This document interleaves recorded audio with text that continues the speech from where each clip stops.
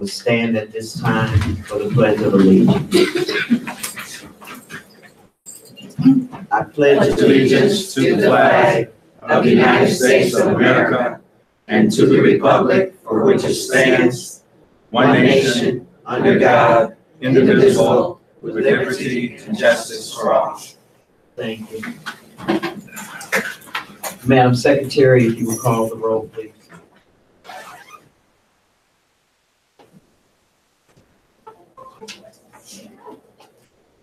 Mr. Mitchell. Here. Mr. Taylor. Present. Ms. Gass. Here. Mrs. McGowan. Here. Mrs. Mumney. Present. Ms. Scully. Present. And Marletta Seats. Present. We do have a quorum. At this time, I would entertain a motion of approval for our agenda for this evening. Support. We have a motion and a support. Madam Secretary, if you will call the roll, please. Okay. Mr. Taylor. Yes. Ms. Gass. Yes. Ms. McGowan. Yes. Ms. Mumney. Yes. Ms. Scully. Yes. Ms. Seats. Yes. And Mr. Mitchell. Yes. Motion carries. Thank you.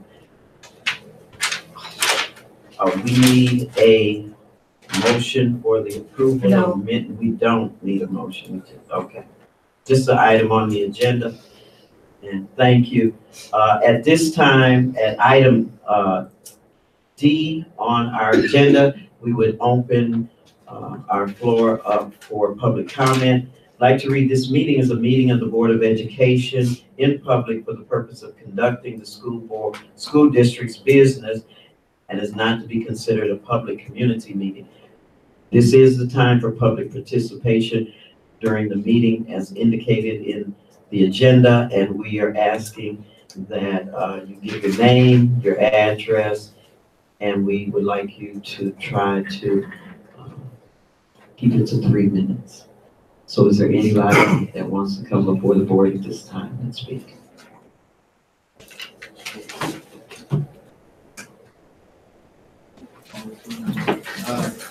Where should we stand?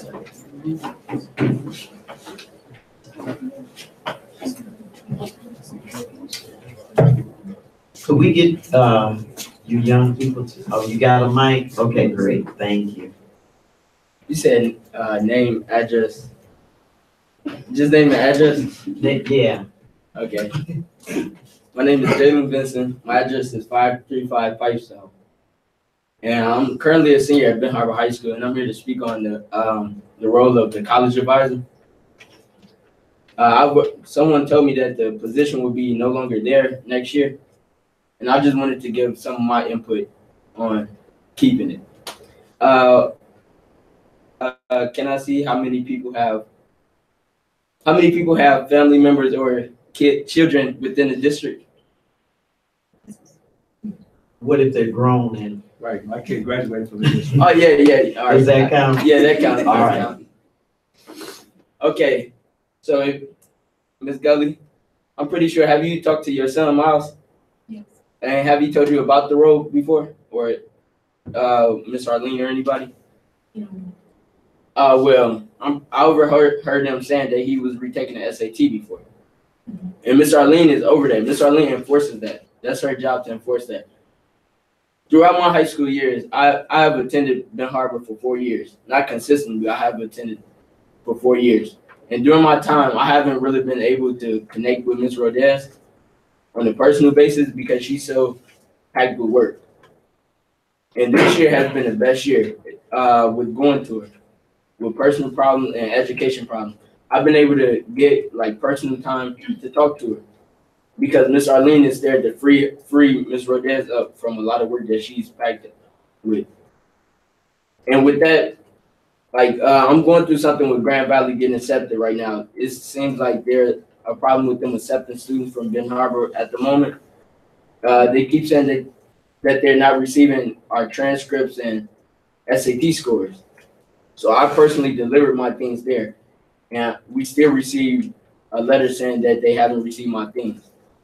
And Miss Arlene, every day I go in her office and check with her. She's so concerned about that. She takes the time to email them, call them. Ms. Rodez even called College Board to send my SAT scores. The point I'm trying to get at is, I come from a home with a single mother. My mom didn't go off to college, but she did make a way to provide for me. But doing so, she wasn't able to provide me with the guidance to make it, well, not make it to college, but, you know, FAFSA, applying for colleges. Miss Arlene helped me with all that. Fee waivers. So what I'm really trying to get at is, I don't want to lose this role at the high school, because this is my last year. I really don't have to deal with it anymore. Honestly, I mean, I could look at it that way, but I see so much more in other kids there, and I know it's that time. I see so much more in other kids like me, and I want them to have the same opportunity I received. Thank you. Thank you so much. Hello, my name is Imani Lee, 1342 Monroe Street, and I attend Dream Academy, but Miss Arlene has helped me as well, being that I go to Dream.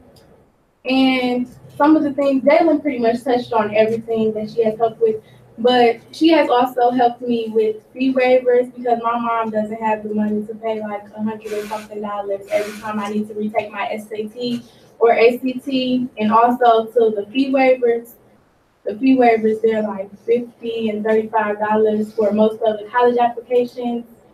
And she really just gave me like fee waivers and stuff and just helped me out, which was money that my mom didn't have to come out of pocket. So I'm really thankful for that. And also, as Jalen touched on, the younger generations that are going to be going to Benton Harbor High School, if we lose this role, I don't think that they're going to go to college, or they're not going to have the inspiration that they would have if Miss Arlene is still there. Thank you.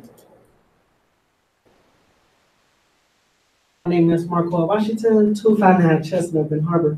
I go to Dream Academy, and like they were saying, we need this program or this course or class, whatever, to continue going, because all the people that I know that graduated from Ben Harbor went through this. And the moment I knew her personally. And when I first met her, we just easily connect. And she's a good person. She look out for other people. And we need to keep more people in this district like that. So that's all I have to say. And have a good evening. Hi, I am Stacy Pullen. I'm Stacy Pullen, and I've known Arlene since back when her mom worked at the Boys and Girls Club when it was at Hyden. And like this was something she like touched base on, because some people, well not some people, but a person, when she went to the high school, so for her applied when she was going to Texas Southern, so she just trying to give what she got back then to us, and she's done a really great job with that, and I think the road should be kept.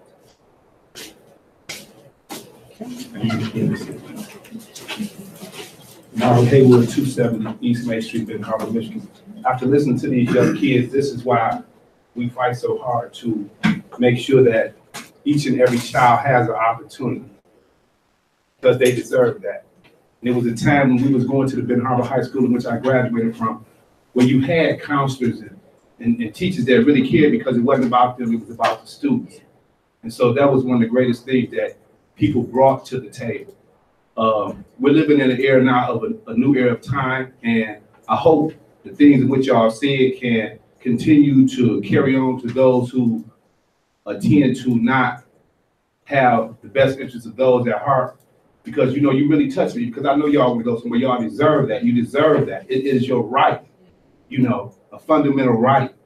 But it's so many things that have been in play to put you at a disadvantage. And I'm praying, you know, with the next phase of what we have going on, we will make an opportunity for those kids that are coming behind you to achieve great things. And I ask that all y'all continue to follow your dream, continue to stay focused on what is and what seems to be. And I ask that the board take heed to what these kids are saying, because they deserve it.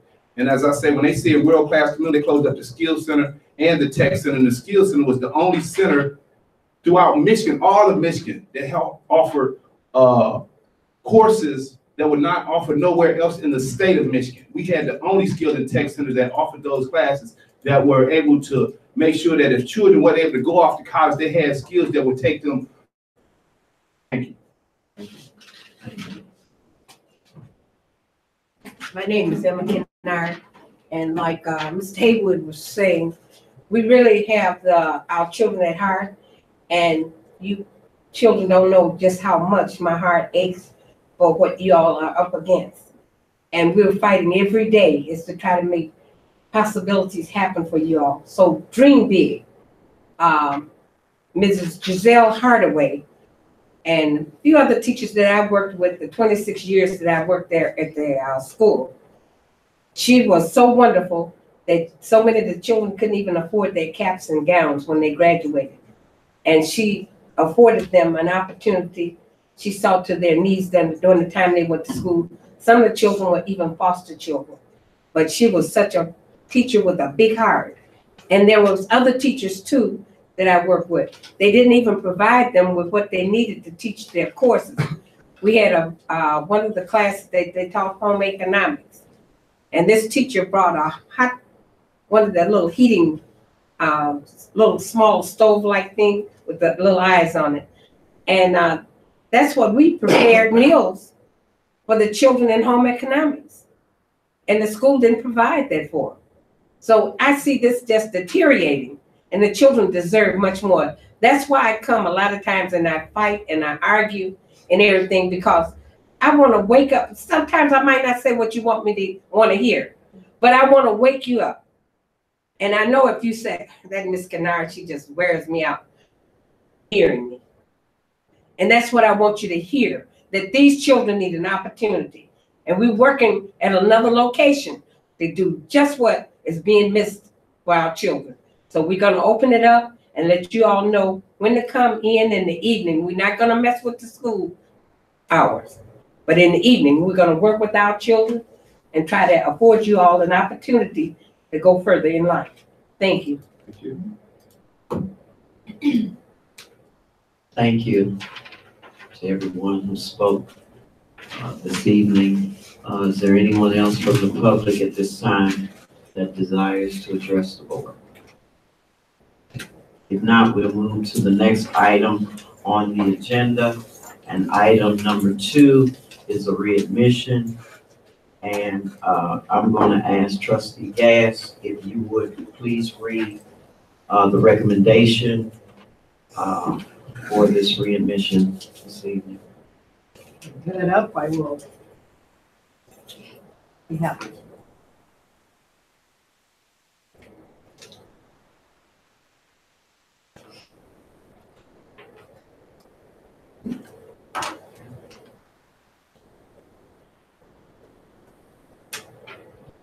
Can you find it, Trustee Gass?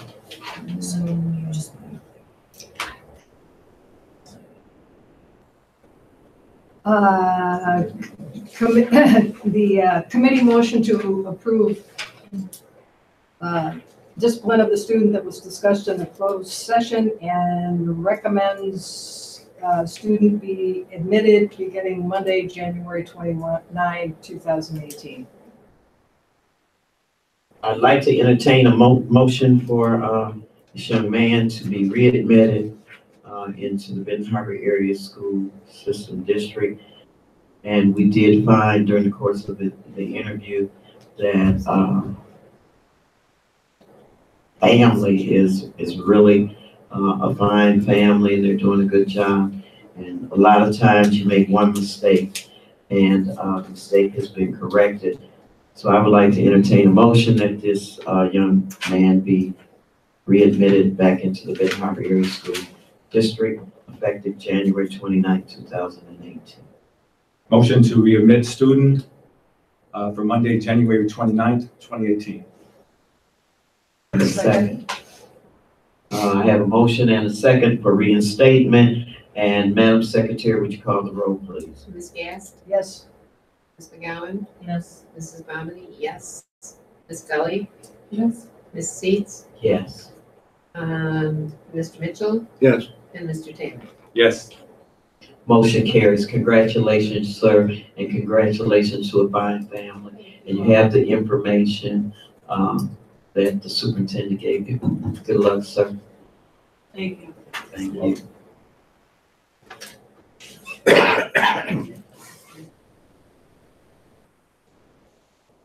Next item on our agenda is human resources. And again, thank you for being a part of our district. Thank you. So much. Thank you. Human resources, employment of instructional staff report number 1. Thank you. Reason for consideration, the board must vote to approve the employment of the instructional staff in accordance with the revised school code and other general laws of Michigan. Facts and analysis, Michelle Ladima, part-time ELA teacher, 6th grade at ACA. Recommended action that the Benton Harbor Area Schools Board of Education votes to approve the employment of the aforementioned instructional staff. Any questions from the board? No questions? No concerns? I would like to entertain a motion to accept the employment of Michelle Odima for the position of PT English Language Arts teacher at ACA. We have a motion. Do we have a support? Have a motion and a support. Any questions or concerns at this time after the motion? Madam Secretary, if you call the roll, please. Ms. McGowan? Yes. Ms. Momney, yes. Ms. Gully? Yes. Ms. Seeds? Yes. Ms. Gass? Yes. Mr. Taylor? Yes. And Mr. Mitchell? Yes. Motion carries. Thank you. At this time on the agenda, item number 4 is business and finance, real estate offers, staff report number 2. Thank you. So the reason for the board consideration, which you all know, is we have received 3 proposals for real estate owned by the district. Just briefly to remind you, the one is on Laurel Avenue, and that is where there's been a long-term disagreement over an encroachment issue. Our attorney from Troon called again today because that person had reached out, so they're anxious to get an answer from us. The second one is the overflow church, and then the third one, which I understand from our last meeting, is a re-offer that had been put forward before. So the policy reference is the disposition of real property, which these decisions need to be brought forward to the Board of Education. And the recommended action is that we would accept the offer for the 2277 Laurel property, and then also for the 1.25 acres attached to ACA for the overflow church, but not accept the one for the former North Shore campus.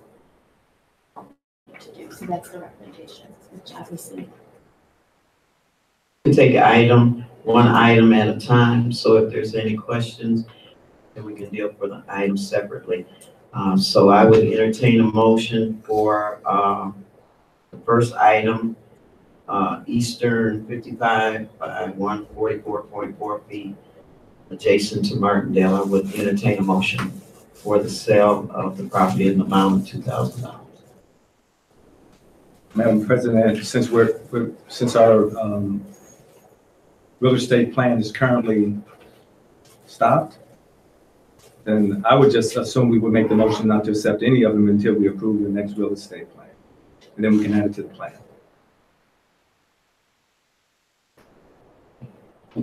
Oh, okay, is that a motion, trustee? Yeah, so that's option number 1.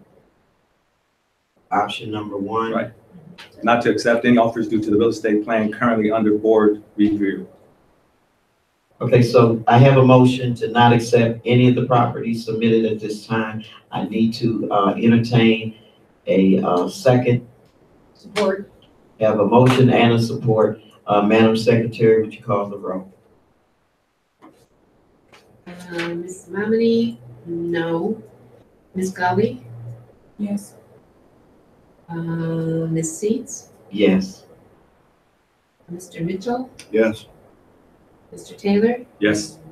Ms. Gass, Yes. and Ms. McCowen. No. Okay, motion carries, thank you. Okay, next item on the agenda is the real estate plan.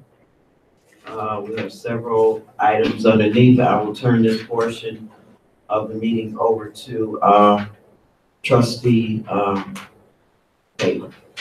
So this is just a follow-up from our stopping the real estate plan to evaluate our facilities assessment for GMB. And so this is that second stage before we give our new plan back to Department of Treasury for our new real estate plan. And so I kind of just threw some stuff together, right? Because it's not my lane. It's just basically the start of what we're looking at. So our first 3-year enrollment projection, which was given to us by Dr. Weatherspoon before when I emailed it, right? I just wanted to show us they're projecting losses, right? So just so we can get a feel of maybe what will happen to our district in the next, from now to 2022.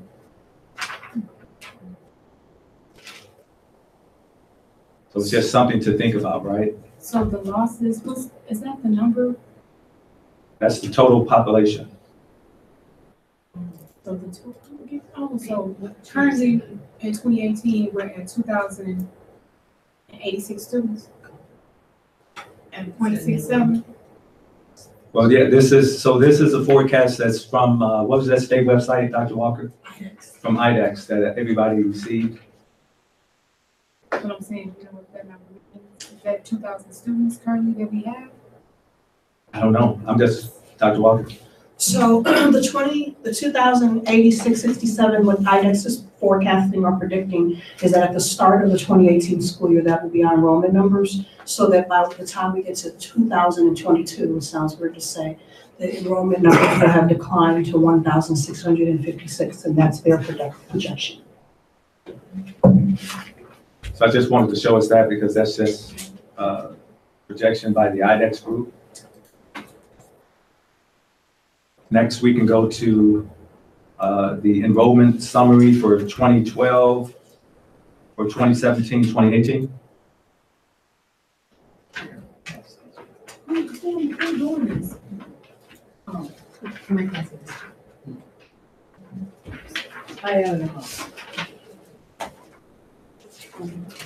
So Sue, if you can go to the next slide under the agenda. Oh, it's going to be the enrollment summary. Oh.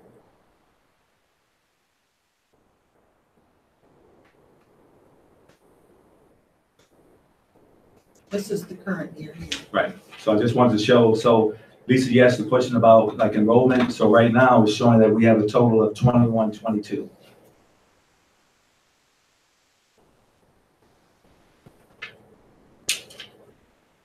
Then I attest on the next slide, the GMB assessment. So when we're talking about this, you can always go back and preview which schools we're talking about with layout, capacity, stuff like that. So we'll go down to student capacity. I get a question. I don't know that that came from the administration. We're missing Yes, 16, 2 years. 17, and 14, 2 15, years. okay.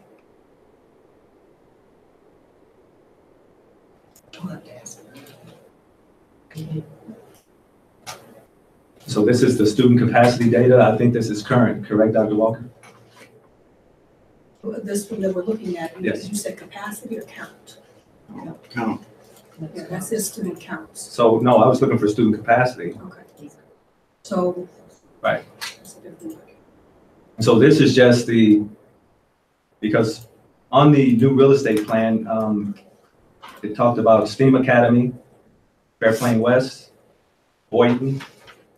And so I just wanted to put that on here just to show classroom size, capacity based on teacher stations. So you got to kind of get a feel how many students you can put in each school.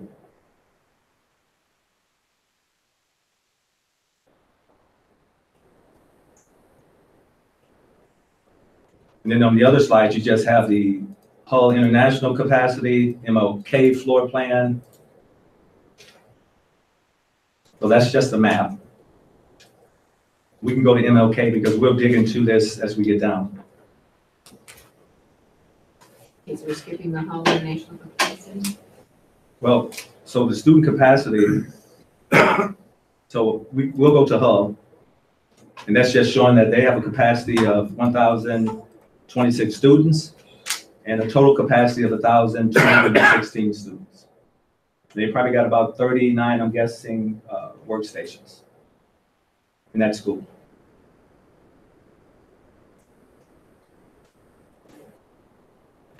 Sir, I had a comment. Yes, sir. And just for clarity, that is geographic location space. That does not mean that those are stationed with desks, chairs. Correct.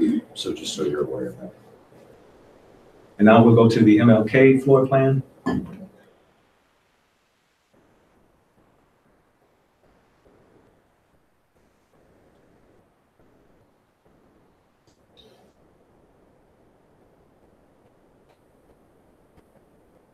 And that's just to show you the capacity of that building.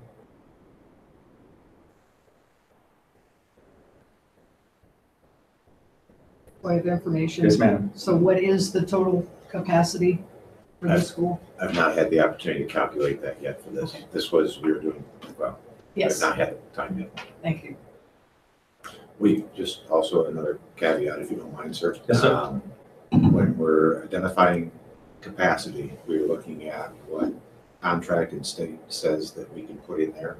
And then we're also looking at the logistics of that room, to see if it reasonably would fit that, because the diagram prints in the room don't always are exact. It's not scale. And then we're also looking at, we just added this layer, coordination with Trish Robinson to validate what the limits are for special education, the different uses. Depending on the unit, it changes. It may hold 32, but we can only have 18 by contract. Restrictions are. So And the next slide is, I think, the second floor. I think we have two floors in this building. I don't know if it looks the same. Yeah, so you have a first and a second floor.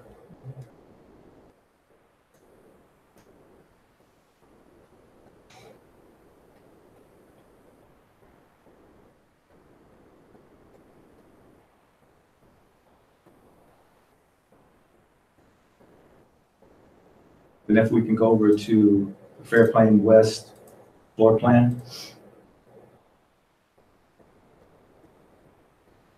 And on this floor plan, you can clearly count, right, the number of stations, right, that you could potentially put students into. This map is really easy to read. Yes, yeah, the other one, yeah. And then we'll go to the Boynton floor plan.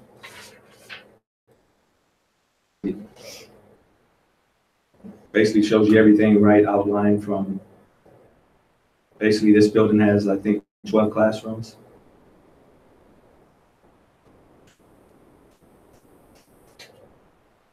Now we'll go to the Sorter floor plan.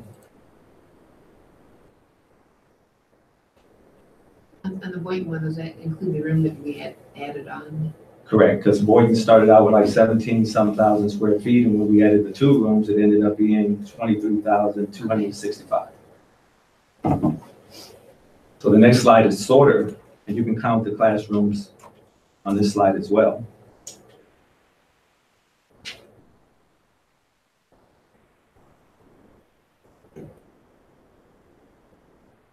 Sir. Just again, you'll notice a discrepancy between the GMB report and the reports that we presented with pencil script on it.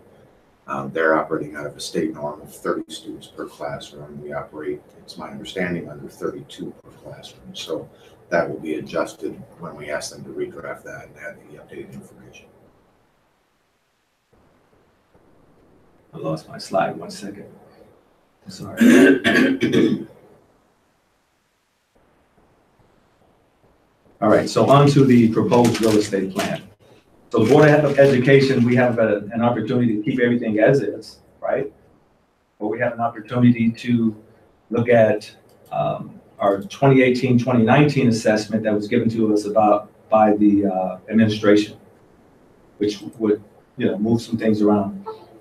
So what I wanted to do was, so I showed you guys that we got some tabs at the bottom of this deck.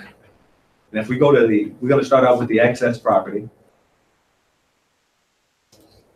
So this is basically at the top, it's the current Benton Harbor excess property list. The things that are for sale right now, minus the Union lot, as well as the Pipestone lot behind us. At the bottom, below that, is the new proposed excess property, which Boynton School is taken off. 1432 Alden is added, and also the city lot for Pipestone across the street is added as well.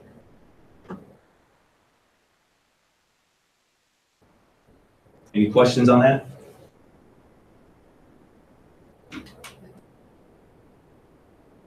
It's the same plan. The only thing on this one would be a proposal to take Boynton off and add those 2 lots.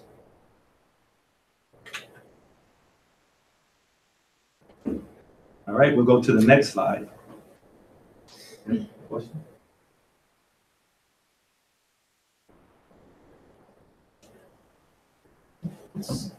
Where's the text center? The tech center is not down. Yeah, it's in the back of MLK. That's what I thought. Yeah, it's full of those. No, it's not Sure. numbered. So the tech center is land only. It's not a building. All right, Okay. got it. All right, so we're going to go to the addendum, and this is what the board was given back some months ago, right? Which had keep, sell, dispose, etc. And I just wanted to bring that back up to your memory, right? So that's just something for you to look at, just to see what was already talked about.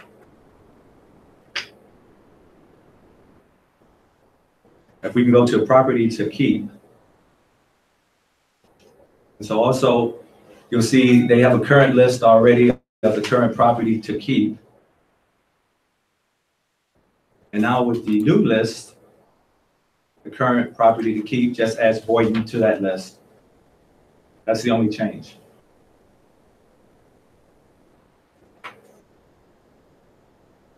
Any questions on that slide? Okay, so here's the current real estate plan. And what I did was I just gave us some options.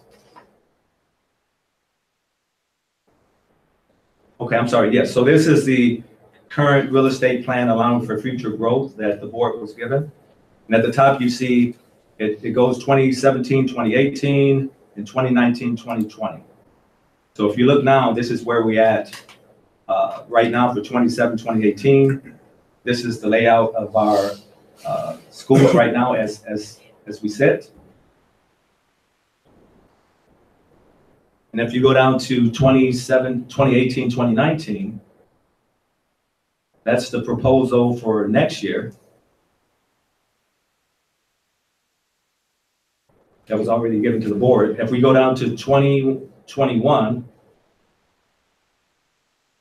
added dual language at Sauter, and open Fairplain West.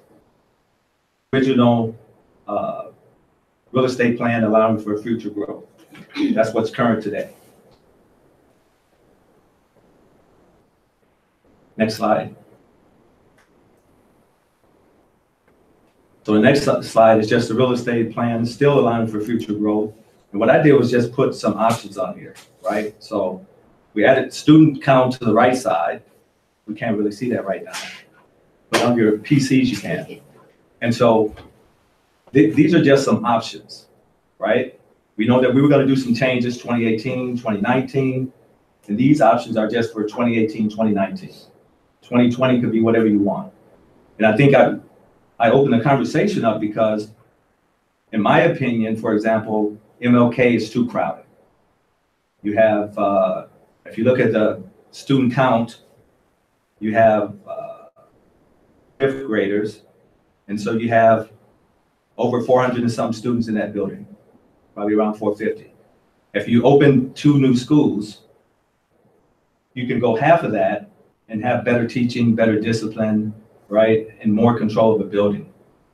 And if you think about MLK, it was originally a college, right? You got smaller classrooms, right? And so, in my opinion, it's not conducive to learning. And it is data out there that shows that smaller schools, especially in urban areas, the kids do better on testing, they do better when it comes to discipline, etc. So that's the reason why I said if we get a chance, we can kind of rethink things, right? Versus leaving the kids packed inside of a big building that's the size of for a big high school or whatever. So that's why I put these options, and now we can go through each option to talk about what seems possible, or if not, we leave everything as is.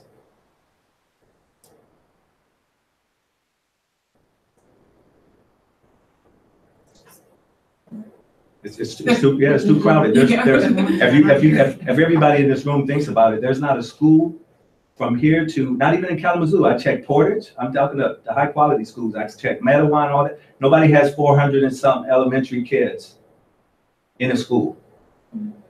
Nobody. What do we have at home? It's 400-something. Okay, so we got two buildings that have But 400. Hub School, you got two wings, so you can separate, right? So just like the federal government Department of Education says there are schools within schools, especially for the bigger high schools, they put schools within schools. Matter of fact, they give you money to do that, right? Because they say the culture and climate changes. So I'm just going by like really data. And so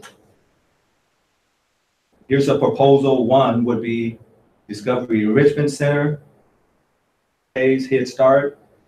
You take Hull, you have first and second graders still there, and you put your dual language academy in a separate wing. Right? You can have MLK now. You move Dream to MLK. They're a high school. They have a high school gym. You take ACA and have it only for 7th and 8th graders. If you think about ACA, we got issues with these 6th graders being in the 6th, 7th grade institution, right? And a lot of 6th graders, sometimes, they're maturing, acting out. So I wanted to try to look at how do we take them out of that. So Fairplain East, if you move Dream out, Fairplain East is ready to move in. You don't have to do any work. We don't have to really spend any money, right? 28,000 square feet. And for example, on this item, if you open up Sorter for 3rd through 6th grades, now it's 24,465 square feet. If we look at the current size of MLK, it's like about 52,000 square feet, I want to say, or 51. So you gain capacity, even within the 2 schools for growth. And then the kindergartens, we can go back to a standard kindergarten class for our families, and you can open up Boynton for that. And administration, we got a 3rd floor of the high school unused, or we got MLK on the 1st floor, right? And you could put Dream on the 2nd and vice versa, trying to utilize some of the space in Ben Harbor High School, 9th through 12th grade. So that's just the first option. All right, so the second option is to have Discovery Enrichment Center, preschool, Head Start, and you bring all the kindergartens in that building. You have only 2 kindergarten classes in that building, and they have 8 classes. Out of the 8 classes, 6 aren't being used. You only have 2 kindergarten classes. So you could potentially bring the kindergartners from Hull School. I'm sorry. Yeah. So I'm sorry. No, you would keep this the same. The Discovery Enrichment Center right now has the preschool, Head Start, and kindergarten. Hull still could have the kindergarten through 1st through 2nd. Dream would become 9th through 12th. And then 8th. Fairplain East, 3rd through 6th. Sorter, 3 through 6. And Boynton will become a dual language school. And administration could be on the 3rd floor of the high school or the 1st floor of MLK, or they can remain where they're at, right? And Ben Harbor High School would remain the same. So that's option 2. Option 3 would be Discovery Enrichment Center, preschool and Head Start. In Hull, you would now take all the kindergarten classes and put in Hull, right? Because they got all this empty space. Kindergarten 1st through 2nd. MLK, once again, would be 9th through 12th. ACA 7th through 8th. Fairplain East would be 3rd through 6th. And Fairplain West 3rd through 6th. Boyden would be dual language, administration, and the high school. Option 4, you would have Discovery Enrichment Center, preschool and Head Start. You would have Hull, 1st and 2nd. You would have MLK, 9th through 12th, ACA, 7th through 8th, and you would have Fairplain West, 3rd through 6th. You would have Boyden, 3rd through 6th. Sorter School would be the dual language, and Fairplain East would be your kindergarten center for your early 5s and regular, kindergarten students. Administration, 3rd floor of the high school, or MLK, 1st floor. Ben Harbor High School stays the same.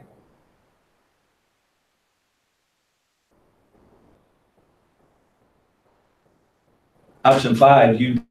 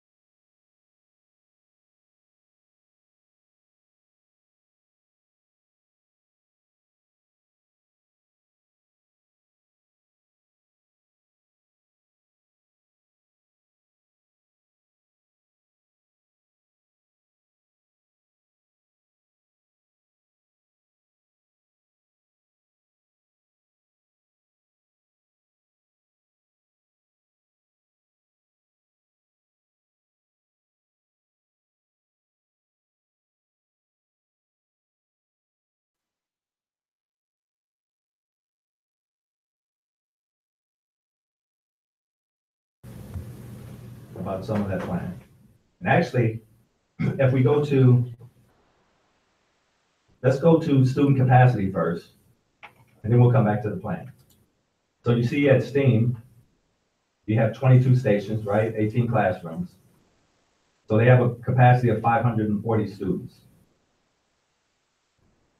At 18 classrooms and a capacity of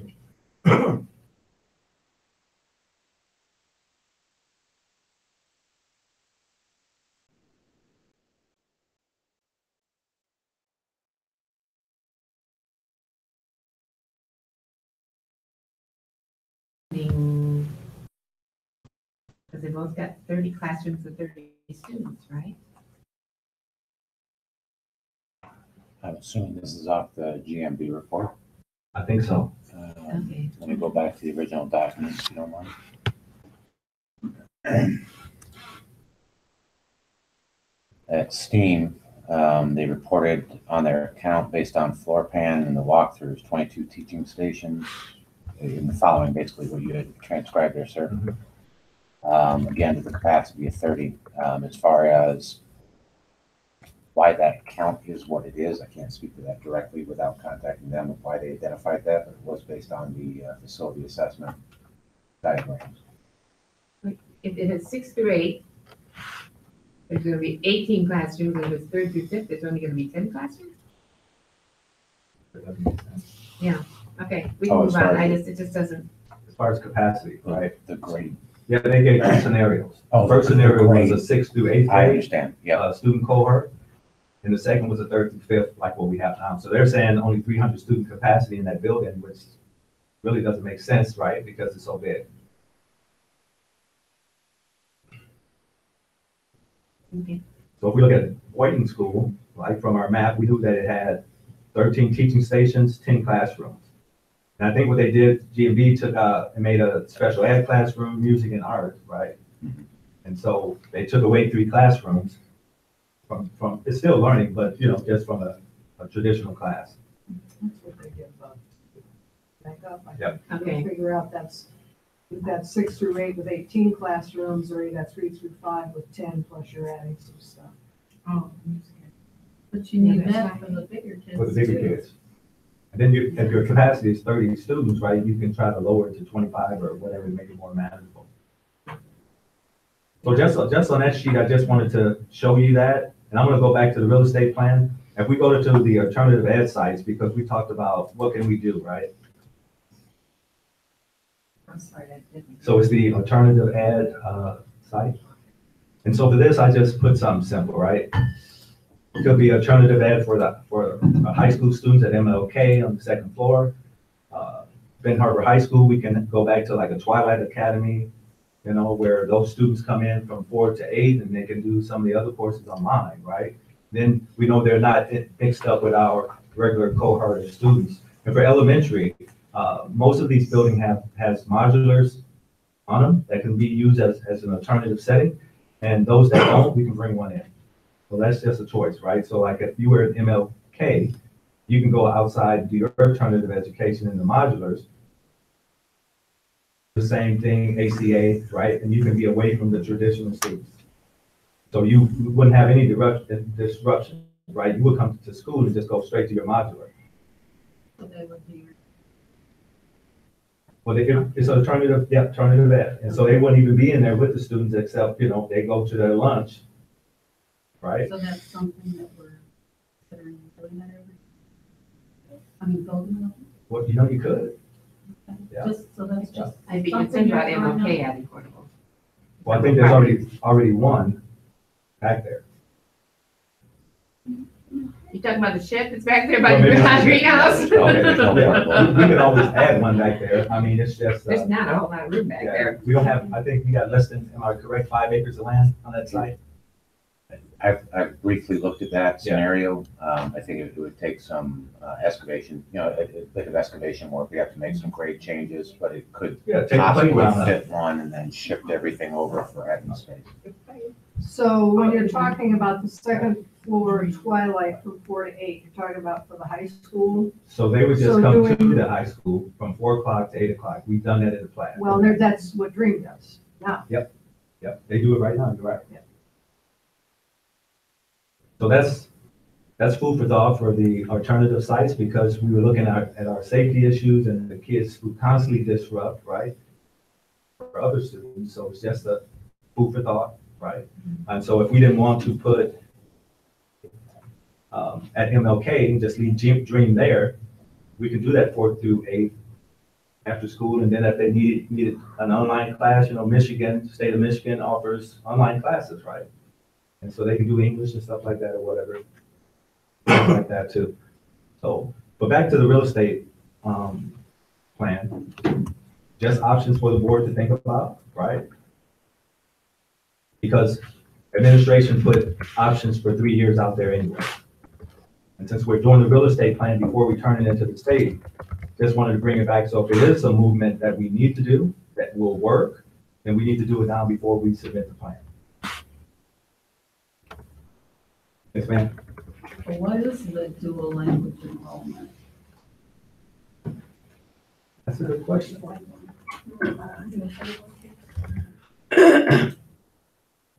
think it's around 140 enrolled students. And is that K through what? It's designed to be K through 8. K through 8. And I can, I'm sorry about my voice, verify the number in a second. That's why one of the recommendations I had was just to leave them in there, and the building holds almost, 1,000 some people, right? And if you think about it, when you go in the hall, you got separate wings, right? And so you could potentially put your K through 3rd, whatever, on one wing, and you can put the dual language on another wing. Because really, if they're given an entire school, just for example, you're only gonna see 140 kids in that school. I was going was that, not a large amount of students. How many classrooms do they currently use? At whole school? Yeah, the dual language. Big Eight class. classrooms? One week right up. Okay, great. And so that's another reason why I thought about Boynton too, right? Because they had 13 stations. And so if they use 8 classrooms, and they can use the other rooms for art, stuff like that too, so it would fit. And then you can have a smaller classroom too versus 30 traditional students. Well, you have a smaller classroom, you've got 8 classrooms, you only have 140 Right. students. Yeah. That's not fair to the other. Well, it's just, that's a separate school, and if you think about it, right, it's kind of like Dream. Right. And if you think about Dream, Mrs. Robinson, guess a minute, Dream would have probably less than 200 students, that's my guess. So they're occupied in the building as well, right, that's oversized as well, so, so they can have smaller class sizes. From the standpoint of teachers, that would be nice, if you can have it. Yeah. Or any other questions about any of the 11 options? Yeah, those are a lot of options, and I'm just questioning breaking up where, and I'm looking at, I guess, option 1, 2, and some of the others. 3 through 6th grade in 2 buildings. I would rather, we have a 3rd grade building and a 4th, 5th, or 3rd and 4th, or 5th, 6th, that we get away from having to transport kids between buildings. I think what we're doing now is better. Even if you move, you're in 2nd grade, it doesn't affect, what school you're going to or who. But I think you can still do that, but if you do that, you gotta leave the 6th graders at ACA. Those. What? Well, no, she was saying like just have a school for. No, I don't like the breakup, the 3 through 6 in 2 buildings. I would rather see 3 and 4 in a building, 5 and 6 in a building. Right, and that's what I'm saying, you can do the same thing with those 2 buildings. Right? Yes. It's just oh, go ahead. No, go ahead. Just to piggyback on that, I have a grandson in a very good school district in Chicago, and that's exactly what they do. And part of that is also what you all would know, it's resources. So when you have 2 grades, and you got all those kids coming in to one school, then, you know, you're really able to utilize your resources better. And that's exactly the way theirs is set up. I kind of like the very students, 2 different options to split up and minimize the, like Mr. Taylor was saying, the behavior thing, that we have. So, it's fit, these kids, they hang in groups together, and they're always the ones that's disruptive, and I kind of like to split them up. That's just what you can do in the smaller classroom size. Because what they do is just cram all the 3rd graders in, teachers still be on large classroom sizes. Same situation, because with the 2 options, you have the kids be able to go split them up. And a lot of districts too, like you were talking about Chicago, they have the K through 3rds, even in the state of Michigan, and then they'll do a 4th and 5th, and then they'll put the 6th, 7th, and 8th graders in one building. Because I mean, with all the committees and the meetings and the trainings, they should all be on the same page anyway. We got a curriculum person, we got a person to walk around, hold their hand, let them go to the bathroom. All the people, everybody should be aligned on the same page anyway, all the instructional coaches. And we have those people in place to make sure they're all on the same page. And if they page is not running the same way, we can look at all those instructional coaches. Curriculum directors.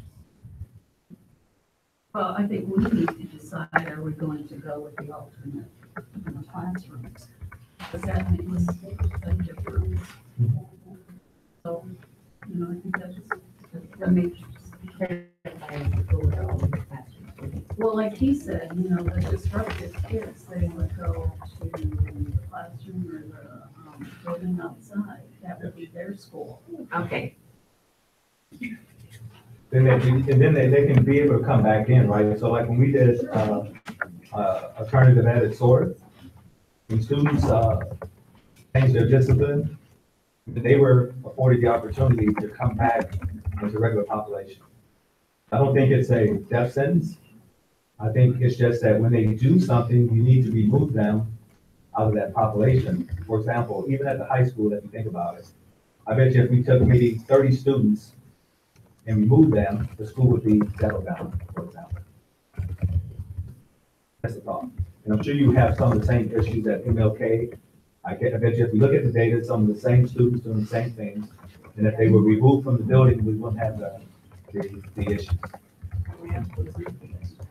Okay. I've got a concern. Those students. Where are we gonna lose them from? That's gonna change your numbers of what's needed in each building. We need that prediction. Well, Well, when we look at our past, it's gone down, down, down, so what is going to change that pattern? How can we say that's going to change? And then I'd also like for us to be real sure about, well, now option 1, I don't think you change them, but when you start switching the grade configurations, where you have 7th and 8th and 6th going back with the elementary, I'd like to really see some research on that and see which is best for our kids. Well, so I was looking at research, Department of Education, and I forgot the other side. So I think the 6th graders going through 7th and 8th grade middle school, sometimes parents have an issue because sometimes the parents will say, well, my baby's too young, you know, he may get disrupted by the 7th and 8th graders. So sometimes it's not a problem. One of the other pieces of research shows that it is a problem because they're just starting to mature.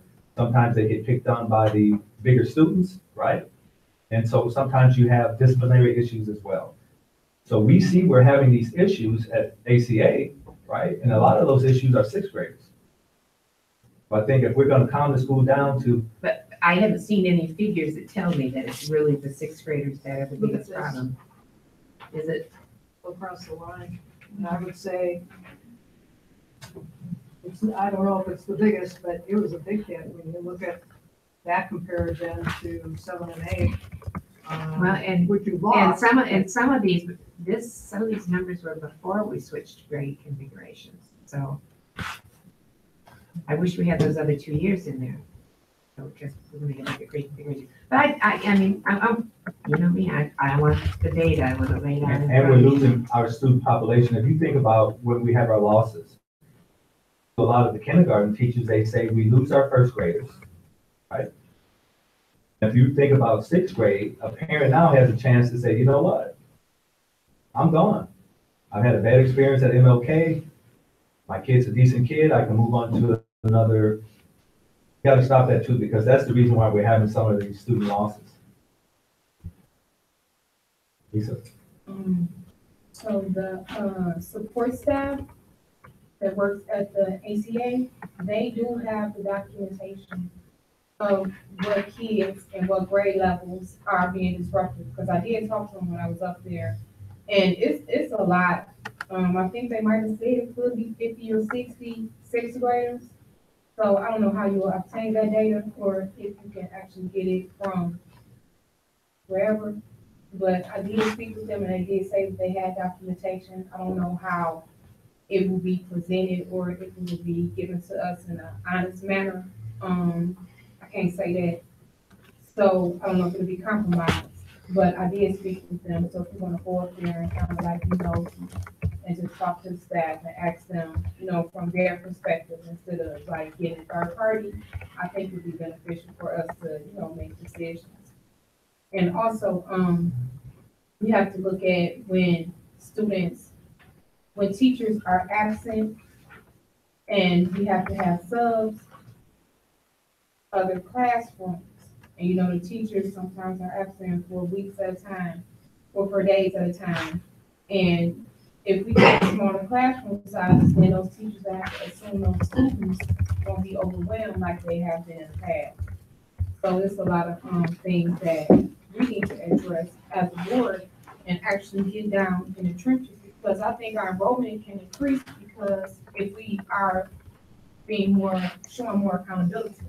Because a lot of the times when you talk to the people in the community, the thing that they said is that I reported this and did nothing happen. This is going on and nothing is being done. And we got to do so much as far as finances and making decisions. We can't do the micromanaging. But at some point, something has got to give, with our who represent us and how they're doing it. So recruitment plan or retention plan within administration, we also have to look at that too, because we haven't heard anything about recruiting. How are we going to keep our students? How are we going to address the real root causes of the problem as to why our parents are leaving? And that's how we retain our students and reverse that scenario, because that's what it's been all along. I mean, they just want us to show we care. Look, the kids came today and was like, okay, we want to keep our person. And I'm not for that person, but I can change my vote for them just to let them know we're behind them, because the student that spoke was Mr. Van Harvard of this year. And he came back from a school of choice because he wants to be in his community school. We got to look at that. They're coming back. It's back in the community. We have to embrace them in our community. That's how we're going to turn this around. If we don't do that, then they're not deserved right. MLK, if you think about this big building, the first thing you hear from parents, why you got so many kids packed up in this building? Right? I don't think we thought that through when we put them in that building. And so, as I said, look at all schools in Barron County, Cass, Van Buren, go to Kalamazoo County. You'll see 400 and some elementary students for those grade levels in that building. It's different from Hull if we separate a school on this side and a school on that side. So I think we just got to look at that too, right? People aren't doing that. What's the difference between separating my first floor and second floor then? No, that was going to be the high school.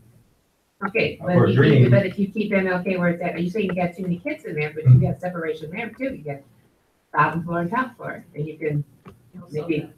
It's too big to manage. If you look at that building, I asked a while ago, why do we only have one security guard? That's been another complaint of teachers. Well, one security guard, and they said, well, the principal said he didn't want any more. He'll use his administrator and his secretary, okay? That was foolish. Look how big this building is. We should have had several security guards, one for each floor. I can see everything on one floor versus, you know, a lot of times it's easier for me to get to, for example, versus 2 stories. How you gonna see everything on, or a hall at the same time? Well, yeah, it depends on, you know, the building size, because that's a bigger building too. That building should maybe have 2 security guards, right? A school like Boynton is a straight hallway, you know, for example. Yes, ma'am? When you came up with these options, did you do the math and find, you know,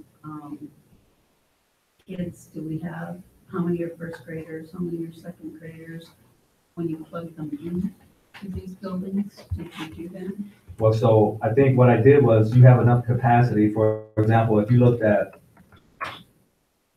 the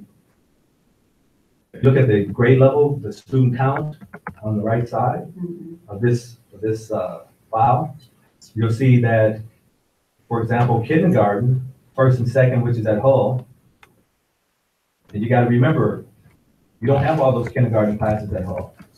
You got 2 at the preschool, right? So there are 2 classrooms over there, so you got 149, so that 149 is not at Hull, right? Let's say, for example, you got 50 at the preschool academy. So now you only have 100, 200, 300, 400 some students at Hull School. Well, that's what I'm asking, is we looked at the building and we did the enrollment and said, okay, this one is conducted first through third, you know, this is, you know, MLK, like you just said, you know, it's got some bigger ones. And I just looked at 2 traditional schools, right? So I went around the different districts. A lot of them have K through 3rd, some are still K through 8th or 1 through 8. A lot of them now are having a separate kindergarten center.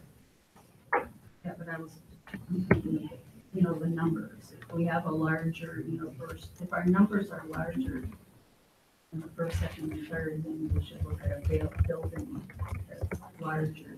Right, so if you look at, for example, if you were gonna put the kindergarten through 3rd graders, for example, in a building, you would separate that population, right? And you probably have 300 students apiece. And so, for example, Boynton would have capacity for 350. You know, when you. So you did that? That's I kind of did. Okay, that's what I wanted to hear from you. Yeah, I just didn't write it down. No, you did not. Yeah. I didn't want to work too much. All right, my other concern is cost. I mean, we really need to look into which one of these which one of these options. So if you took Union, where Dream is at, Dream is leaving, it costs you 0. And that's 28,000 square feet, more than enough size. Somebody's already in there, they move out, you move in. You can go and fix, I think, if there's some fixtures or toilets, stuff like that, and move right in. So there is a cost. That cost is really nothing. Because you don't have to do it. Remember on your GMP, that's 1 to 5 years. So you don't have to do anything right now, you can move people over. But if you're moving a bigger population, you could at least take out the urinal, right? The little small kindergarten urinal, which don't cost any money. And remember, we still have sinking fund money that's building up and building up. And so we have money, it used to be 1.2 mil, I think. Is that correct, Steve? That we still had left. So you got money left to open up the building.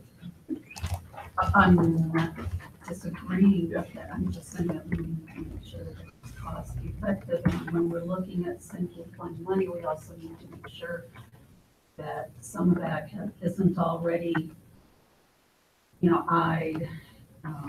going to be used to cover some of the costs. So maybe we've got 1.2, but maybe we really don't. Well, that's the old 1.2. Remember, you have new money now, and you're going to get another million, Right, so you have 2.2. Yes, but I just want to make sure, what do we really have And working years. I think we don't let them take the money again for a computer, right? We take that and put it to the school. Well, might have, We have to look at the cost of actually moving, we have to look at the cost of transportation, because when you're adding on extra buildings, you've now got the cost of transportation, you've got more secretaries, you've got more security, you've got more custodial. And we have to cost everything out. See what, because, I mean, we're tight, and we're struggling to keep ahead of. The wolf is waiting at the door trying to get us some days. Yeah. And so we have to cost all of that out. And while we're doing that, Martha, I think we should also look at, overstaffing. So if you look at the high school, we got the athletic director / assistant principal. Then we got the assistant principal. Then we have the principal. Then we have the athletic director secretary to the principal. Then we have the secretary to the secretary, to the other secretary, to the other secretary, to that other secretary, and then we got 600 students. You're right. And then if you go Look at staffing all the to, buildings. if you go to ACA, you got the principal, and then you have the principal that was the active principal that is also a special ed teacher, that can be teaching in the classroom. So if you look at that, we are overstaffed. Maybe the curriculum director can be repositioned at the high school. Maybe the superintendent could be the principal at the high school. As superintendent, delegation of duties. Maybe we could just start moving, shifting people around in administration. Maybe Brian Leonard to get in the classroom and teach classroom. Building or construction or something. Maybe we can have Carolyn / math teacher / CPA / all this money being made.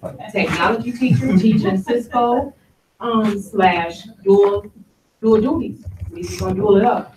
So we gotta look at our organizational chart and see how we can reposition people to fill these gaps.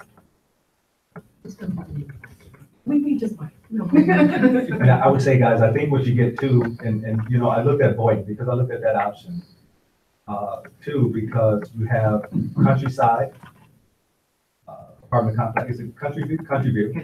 You have Bearing Homes, right? Well, the law states that you can walk between them out, right? You're freeing up cash money right there, because you know how many students I sit there and watch get on that bus for all those other schools? Tons. They got tons of kids in those two apartment complexes. You even pull people from Hull. If you open up Union, you got Briarwood apartment, right, with all those students. You got students coming from the Fairplain area. You got Wesley one on Napier, the apartment complex across from Boston. You got tons of kids in that area too. Yeah. And that's just food for thought, right? Because that can cut down on some transportation costs. You gotta pay money to move a desk. Right, you gotta pay that. But we're talking about, we got sinking fund money, and I'm not gonna say it, but we all know what, when we did our real estate plan and stopped it, we did it for a reason, right? To make sure too that we're making sure. so what's the next step? Well, the next step is I think maybe we meet again or come up between now and the next board meeting or something. Maybe we discuss some of the options you guys thought over. And then to Mrs. Momley's point, then we can go out and say to facilities, take a look at bus routing, right? How would these kids, whatever, be routed, whatever it may be, like that. So we need to decide which option. Which option or no option? So you can keep it as it stands. Or is there some options you want further researched and start putting money to it? And then I would assume that at some point we would also include community in this. Yeah, so a community forum has to come after this, right? So once we make our decision, we notify the community as well, and then we would give Treasury the new real estate plan. I think we kind of, within February, March, we need to have this done.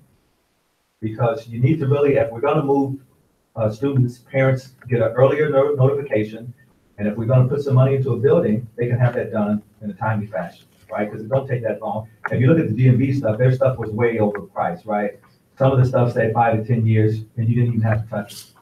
They had prices of $800,000. We know that's not realistic. And it wasn't even real. So some of the things you go in, we went inside of Boynton, looked at Boynton. They said that the lighting or the electrical, well, all they took out was ballasts out of the overhead light. You can go get a ballast, am I correct, Mr. Leonard? We can go get one at, for example, at Lowe's for $50 for a ballast that goes in the light. Yes, sir. I haven't heard anything from the administration side on any of these options. Is there information from Ms. Robinson or Dr. Walker that you can share with us regarding these options? That's one question. And I think that we need to, as a board, take time to look at the options and come back at a later date to discuss. But I do know that the student loss of population is going to continue if we take no action. And now is the time for us to come to some kind of consensus, reconfigure. Back when we moved to 6th through 8th grade, that was a travesty. That did not work at all, but that was the passion of the instructional people and the superintendent during that time frame. And that's when we got into the modular business and ordering those 12 portable classrooms. And so that grade configuration never worked. There were always issues with the 6th graders being commingled with the 7th and 8th graders. And so, Dr. Walker, do you have any? Thank you. Yes. So I think that any one of the configurations could have merit. There can be justifications to, whether it's a K2 building or K3, as you pointed out. I think it just depends on, what the community sees as valuable. My time here, coming in to the district, having already decided the K2, 35, 6, 8, 9, 12, there were many parents who were really frustrated that the district keeps changing its configuration. So I would just put that out there before the board. My biggest concern of everything really hasn't anything to do with the configuration, but has to do with the time to get those two buildings up to speed. It is my understanding, again, I'm no expert, that it would not, the cost, as someone mentioned, related to trying to bring Sawyer up to speed and Boynton would be significant, is what I was told. Again, I'm no expert, and the time. So we're already at the end of January, and we're talking about school starting in September. That's not a lot of time, but again, it's not my field. So, but that is the information that has been presented to me. When I came, I questioned the 3rd through 5th grade, and okay, in fact, I almost gave your eyes at Ms. Robinson as well, because going through the building, I questioned who would put all these kids in this building. It's too small, the classrooms are too small, etc. So in my conversations with fellow staff at that time, this was before Mr. Leonard, I was told that, like, I went to Sorter to see if we could use Sorter, for example, that it would take a good year just to get the building up to code. So those details are some of the questions that I have as I'm listening, because again, I'm not the expert there, so I'm depending on the information provided to me. So really getting a good feasible study or information back from a company the board was comfortable with is what I would recommend before any next decisions are made, because I am concerned about those two ready in September. And then I'm also going to toss in when I came at the in that February of 16, and the district had to move over that summer. It was a small nightmare, and it was expensive to move. So it is expensive to move because you're moving teachers. They have to be reassigned. They want to move their things, and the teachers are not going to be happy because of the movements as well. So those are just some of my quick thoughts, and I haven't seen this until now, but I certainly will support, what the board would like to do once we have a plan. I really don't have many comments after Dr. Walker. I would like to look over it, have more time to look over the different options and I do come from the kindergarten center at East or, the kindergarten center, so I may have a favorite. But everything else aside, I want to look back over it and kind of explore all the options. I would just, and I'm gonna throw this out as a request first and then perhaps make a motion. But it would be really helpful, because there's so many options there, if you all would eliminate some of those options, rather than select which ones you think would be the best. So that would be number one. I also question, Mr. Leonard, can you know, in terms of, taking a year, I'm hearing real mixed messages. And I've seen a couple of these schools and have been told some other things. Is there a possibility of you looking at a couple of these schools and giving your best estimate of how long it would take serviceable to feed into any decision that we make? Yeah, I can do that. I guess I'm concerned about the whole year disorder. Just 2 years ago, So you walk right in. and it was people there, it was in a Turkish school, so it was operating in such manner. And I understand, but a whole year, it's only been closed for 2 years. I'm very concerned with the information, and if the superintendent could provide the details and actually who said that and what all needs to be done to the school to get it up to code, like line item for line item, like what all needs to be done and the time that it's gonna take to do that, since it's gonna take a year, and somebody told you that. So I would like to see what needs to be done and how much time it's gonna take to do each line item carried out for over 1 year period. I want to see that.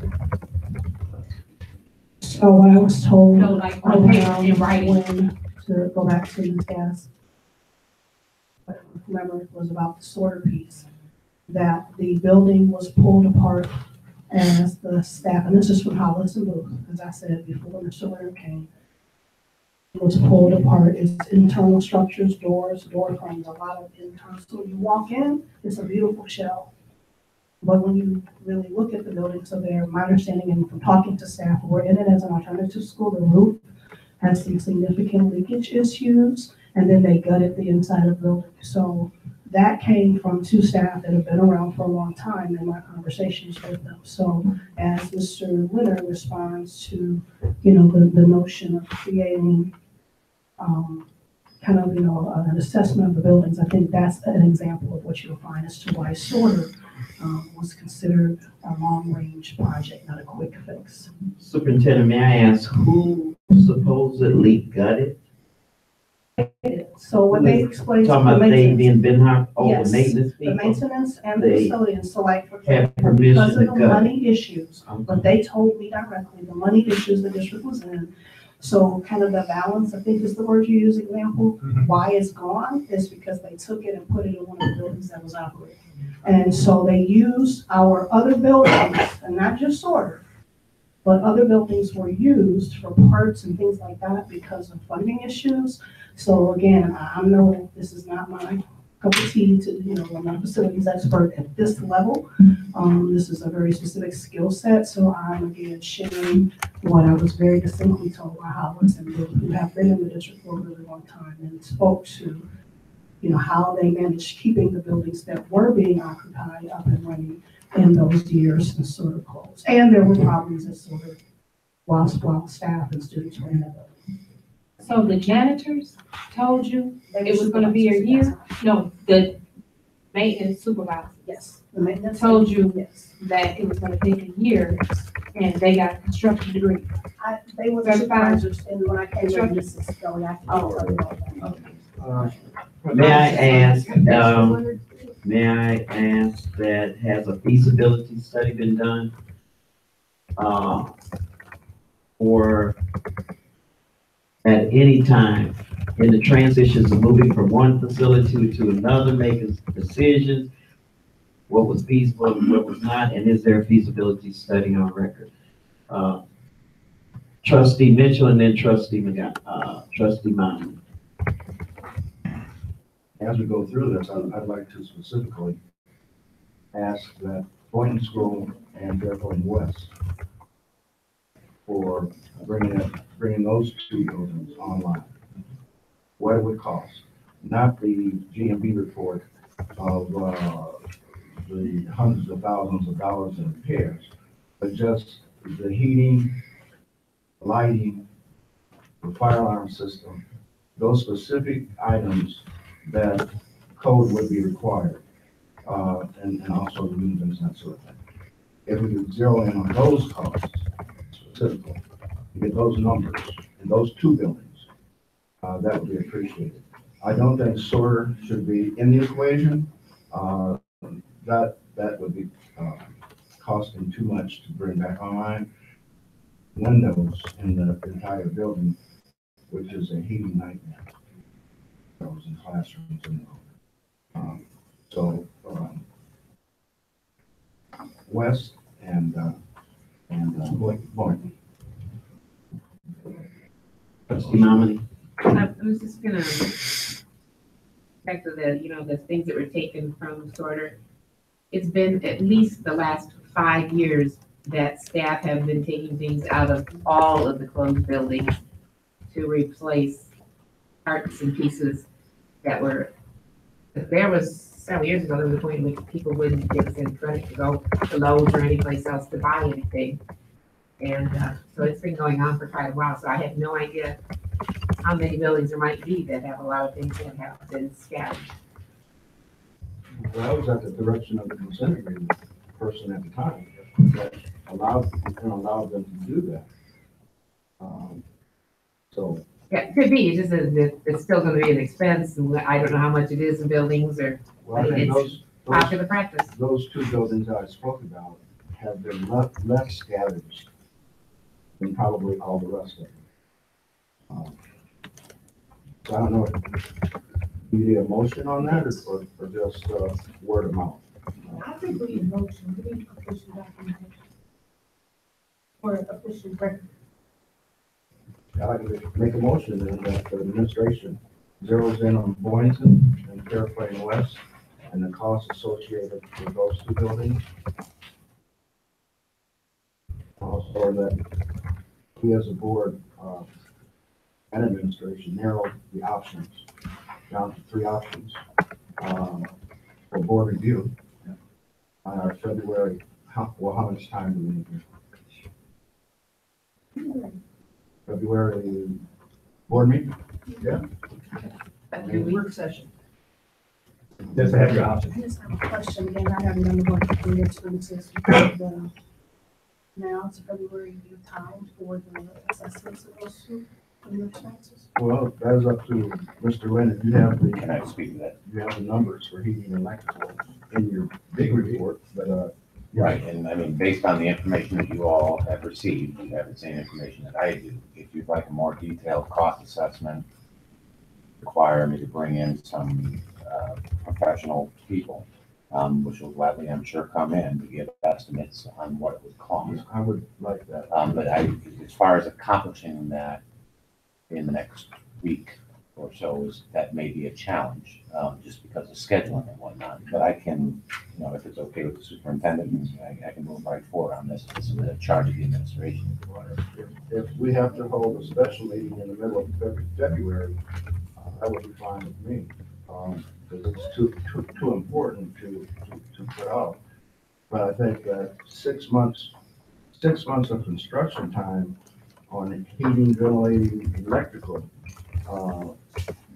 there's plenty enough time to have those specific things done. And I would say that when we did the high school 3rd floor, we didn't take a year. And we knocked brick down, new ventilation, new lighting, everything. So that's, somebody made that up. You could build a house in 3-4 months. I ain't trying to be funny, but you can't. I mean, so these are made up things, and I think when you go out to Ibid or whoever, right, the electrical guy comes in, this is all you need, right? You go to the plumber guy, heating, air conditioning guy, because the rest of it is sweeping the floor and mopping it, because if you go in Boynton, every classroom is still painted. If I may interrupt, I do have a motion, and I do need a second, and then we can have discussion. Second. Thank you. So we have a motion and a second to look at Boynton and Fair Plain West for to see what it would take, the cost effectiveness of bringing it back online. Now we're open for discussion. We probably, it would probably be helpful to also amend the motion, which I will wait until discussion is done, so that you can give us an estimate of the amount of time it would also take to bring these buildings up. I'm assuming that's what you would want, both cost and time. I just got one request. I know y'all like to talk, but I would like to see, those things in writing, signed by the official people saying that it's gonna take that time instead of the verbal. I mean, sometimes I need to write. Okay, so we do have a motion and a second, and we've had discussion. You wanted to amend the motion. So now Mr. Mitchell made the motion. You can ask for an amendment to the motion at this time, and he can withdraw the original motion, and we can do it now, and then we can ask for a second. To include timeframes, is that what you're stating? And maybe something Oh. like Throw and then do another motion, that's all I'm asking. What do you? just point of information, in terms of his motion, did Mr. Mitchell include time in the original? Yeah, well, I did say the middle of February. No, the amount of time it would take, we'd like an estimate of the amount of time it would take to actually bring these buildings. Complete the work. To complete the work. Yeah. Well, that's. Just, so I just would like to see that included in your motion. Oh, well. That's kind of two-pronged. We have to identify, first of all, what needs to be done. And then, RFP the work. I think the most critical part is getting the numbers in first, and then from there we go. I withdraw my question. Okay, so we'll go back, I'm sorry, Mr. Mitchell. From your calendar, from someone's calendar, what is the middle of February look like?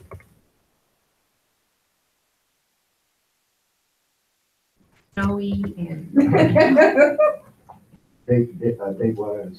Are you talking about the 21st is the third, Tuesday? the 20th, I'm sorry, is the third Tuesday in February. That sounds workable, Mr. Leonard? To have all this information together by that point in time? You know, to be able to, not specific numbers, but ballpark numbers for contractors. With it, yeah, contractors to come in. Again, I want to share one other caveat to your earlier point you made, sir. And I'll use the gymnasium roof, which I know there's differing opinion on, but as of a case in point, you all partnered with Avalanche in the specification development and everything else of all the expectations as related to the gymnasium roof. They then assisted in the solicitation of identifying the specific costs that it would take to actually complete that roof within the scope of the budget that you guys had identified. That they also verified any state requirements for inspection or anything else that was required as part of that process and helped manage that piece of it. When I came on board, then I inserted myself into that situation. We identified some challenges that needed to be addressed, and we addressed as an owner representative within the district, ergo my role. I just want to make sure you all understand you're asking me to, in this capacity, I can just call contractors at random, but you're asking me to try to solicit multiple, because we are going to have, as I'm sure you're aware, Mr. Mitchell, multiple service providers to assess whether it be what type of special work is being done, whether it be lighting, whether it's heating, water supply, whatever it may be. That can be done more efficiently oftentimes through a general manager or through a contract manager or through an A&E service provider. In conjunction with the other things that we'll do, to maintain the operations within the district. That's usually why there's a partnership between the district, my office per se, or related offices, and your A&E that you work with. So I just want to throw that out there for food for thought as you think about it. I'm sorry. Yeah. Because I'm sick. Yep. So I would suggest we always go to A&E and cost, as you probably, everybody knows, but you two in particular know. I would suggest, like we talked about earlier on some of the safety modifications we're looking at, that we contract with 1 or 2 construction general tech managers who could come in and quickly tell us what needs to be done and give us an estimate versus extending it into pieces, because you can start either place, but from what I'm hearing, and I'm new and I know that, it doesn't sound like we gotta do A&E stuff. This is stuff like we just gotta come in and get the lights going, we gotta get the HVAC working and that kind of stuff, which it seems like it might lend itself to having our estimate done by construction. Well, I agree with that, Ms. You're Gill. hired. No, So it could does you make give sense. the date to the board that they're asking to give context to when we're thinking we can have this available? I would still have to get the question, the February 21st. I think if we go that route, we can get the 21st. And Or 20th, Mr. whatever Lynn, yeah. Mr. Lynn, when you look at Fair Plan West heating system, would you have them look at the, not repairing the piping that is there, but eliminating piping and repiping with, what do you call it? Hex pipe? Yeah, just a repipe, not, there's a million holes in the pipes at West. Just abandoning those pipes and running new.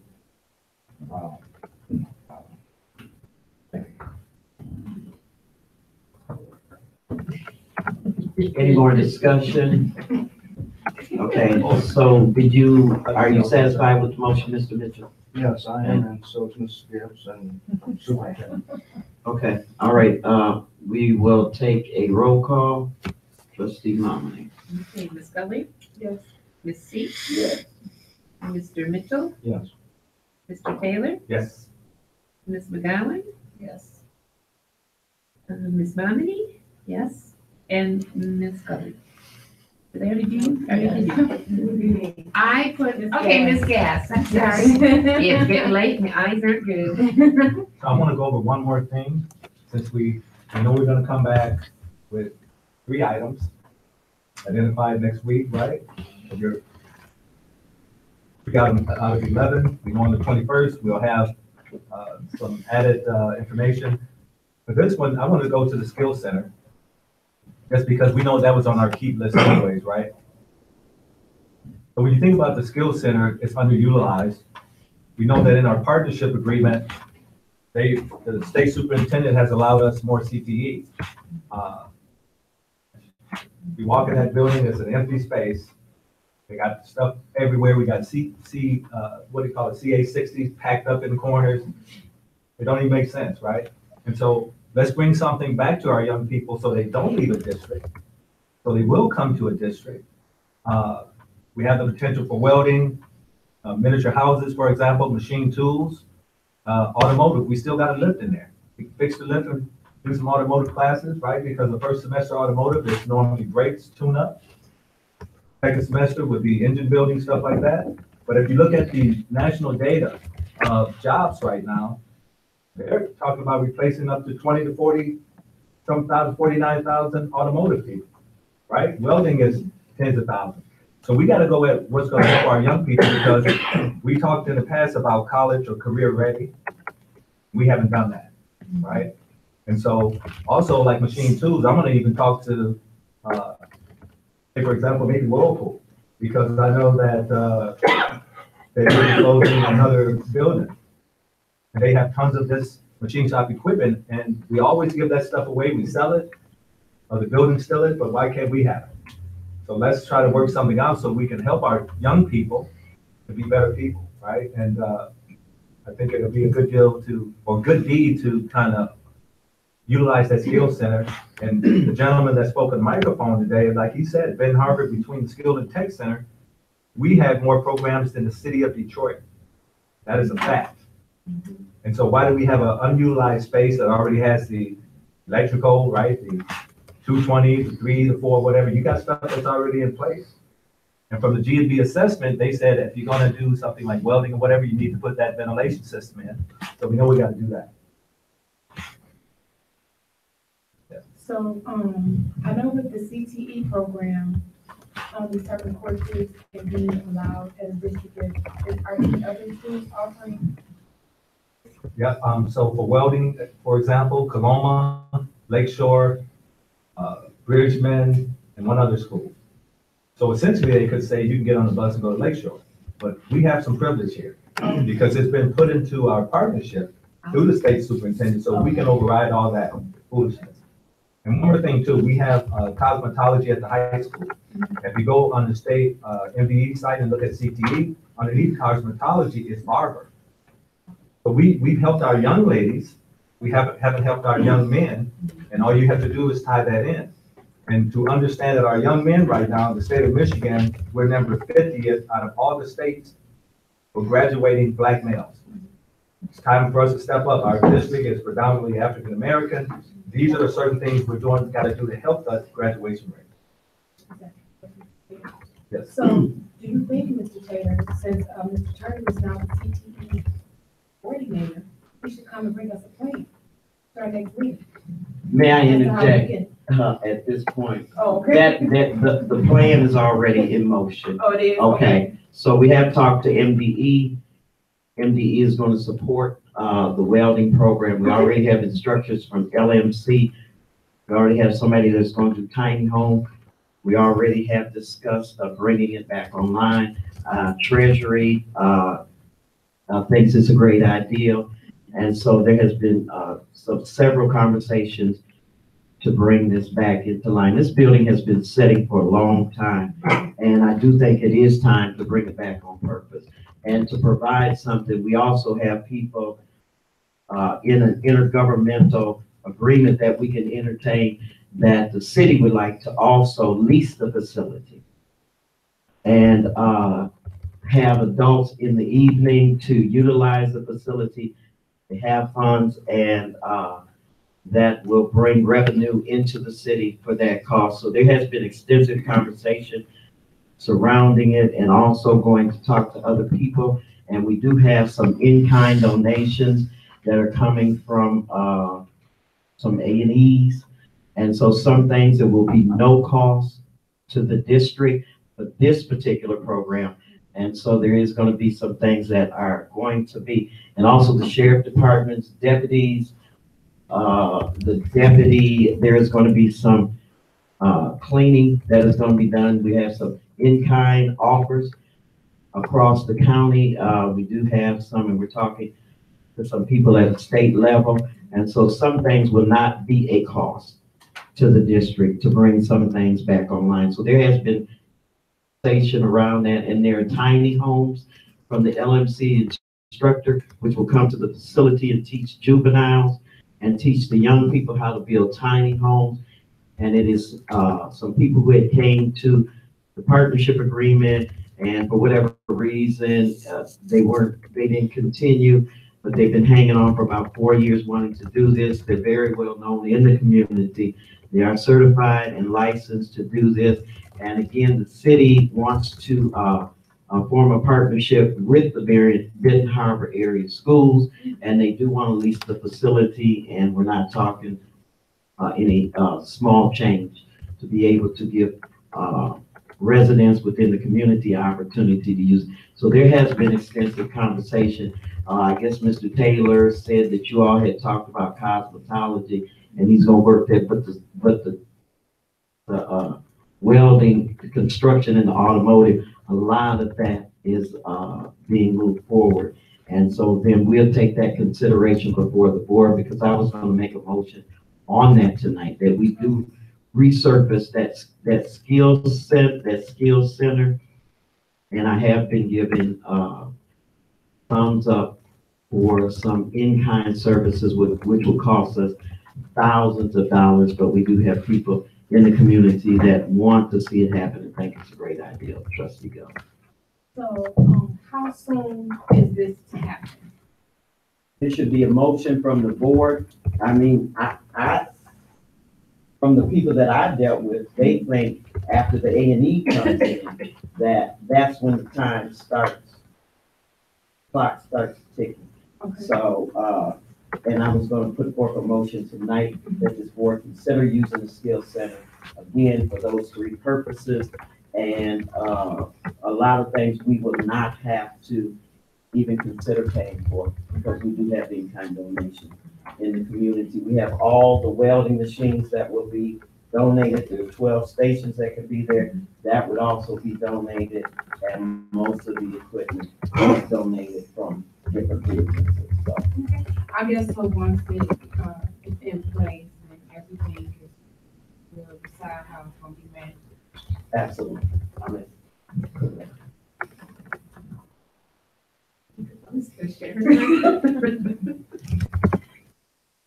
President Sheets, yes, sir. did we ever get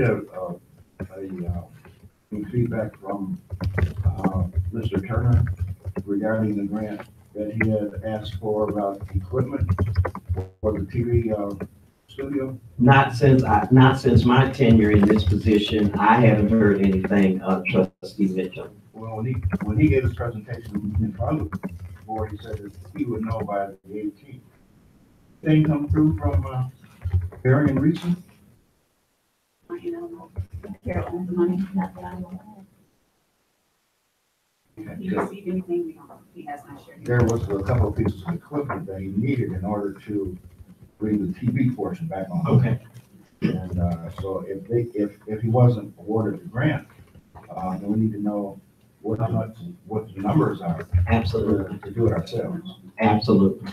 Okay, thank you. So, Secretary, Secretary, Trustee. I wanted to go back to excess property, because I forgot to mention that, you know, we have Morton up for sale. And we know that the city of Benton Harbor, we owe them, I think it's $250,000, right? 600. Well, 600. I wish it was 250. Okay, 600. 600. But I thought some of that goes to the state and something to the city. Am I correct? We have to remit it all 665 to the state, and then they figure out who comes back. Okay. So it cannot be remitted directly to the city of Benton Harbor. So there is no change between Benton Harbor area and the city. Okay, I confirmed that with Paul Conrad recently Okay. after Trustee McGowan and I talked yet, so. So we can barter. Okay, we tried. So I put it on there because I Because thought we it was a had good idea. put it, they wanted it in escrow as we pay it and then transfer it on to the state.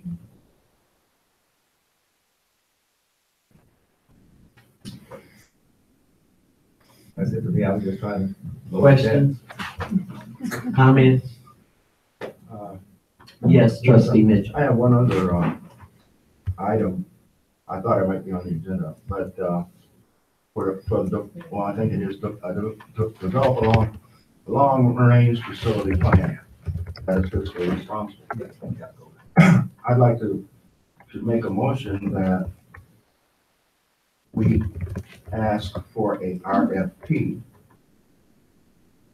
from developers, what they would charge to build a high school and middle school and elementaries on our property that we own, and what the payback would be on such a development.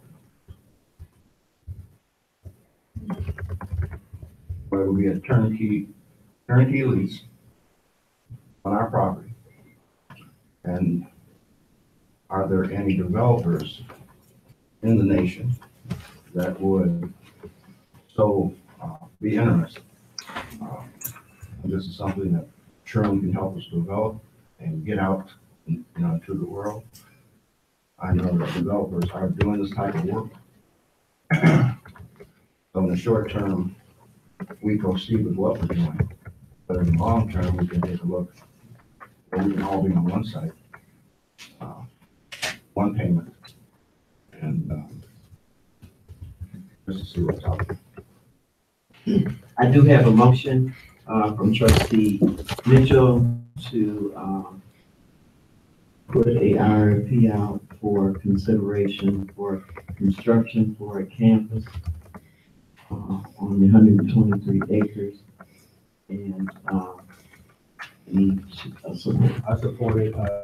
Make sure we follow through the treasury too. Put that motion out, but I support it.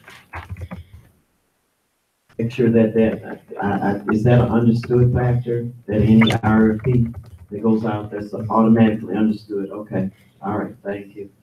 So we have a motion and a support. I will open the floor for questions and comments at this time, Mr. Taylor. So thank you, Mr. Mitchell, because I did put it on the agenda. So go to new schools, modernization or additions to existing schools. And if we click on that tab,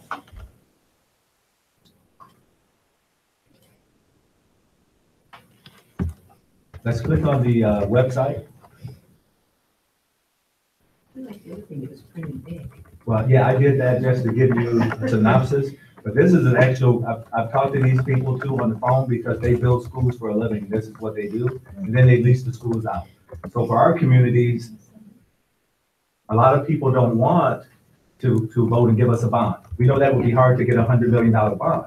But if you look at the data, you can build a school or lease it cheaper than a bond, probably between $4,000 to $6,000 because you're gonna be paying back 50 grand a month, whatever it is anyway. So if you go to projects, click on projects.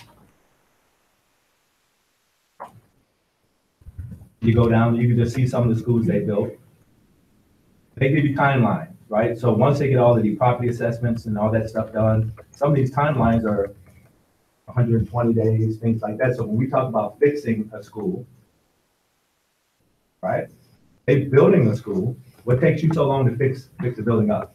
So if you pull that up, and so you see right there, days to build that school was 180 days, and that was grades 6 through 12. And if you go to their services and click on their services, you'll see that they provide we already got the land, but develop the feasibility analysis, comprehensive budget preparation of the educational plan, financial analysis, drafting the lease and purchase, the guarantees, performance bonds, evidence, proof of funding, report studies, architectural, engineering, construction, governmental approvals for the site, building permits, construction educational plan, inspection, install fixtures, furniture, equipment, maintenance of plant. Then if you go on to resources,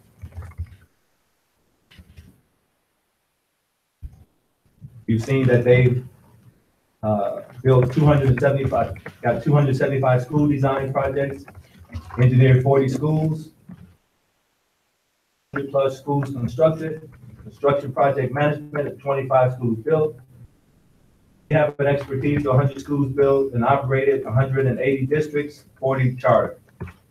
So financial expertise, 12 billion, financing schools, but you know it's real. I made up. Somebody's already doing it, so it's just food for thought, right? Versus going to the taxpayers for a bond, which they've always knocked our bonds down. This is the way to say, if we were to build new schools for our students, we can still do the same options without impacting the taxpayer.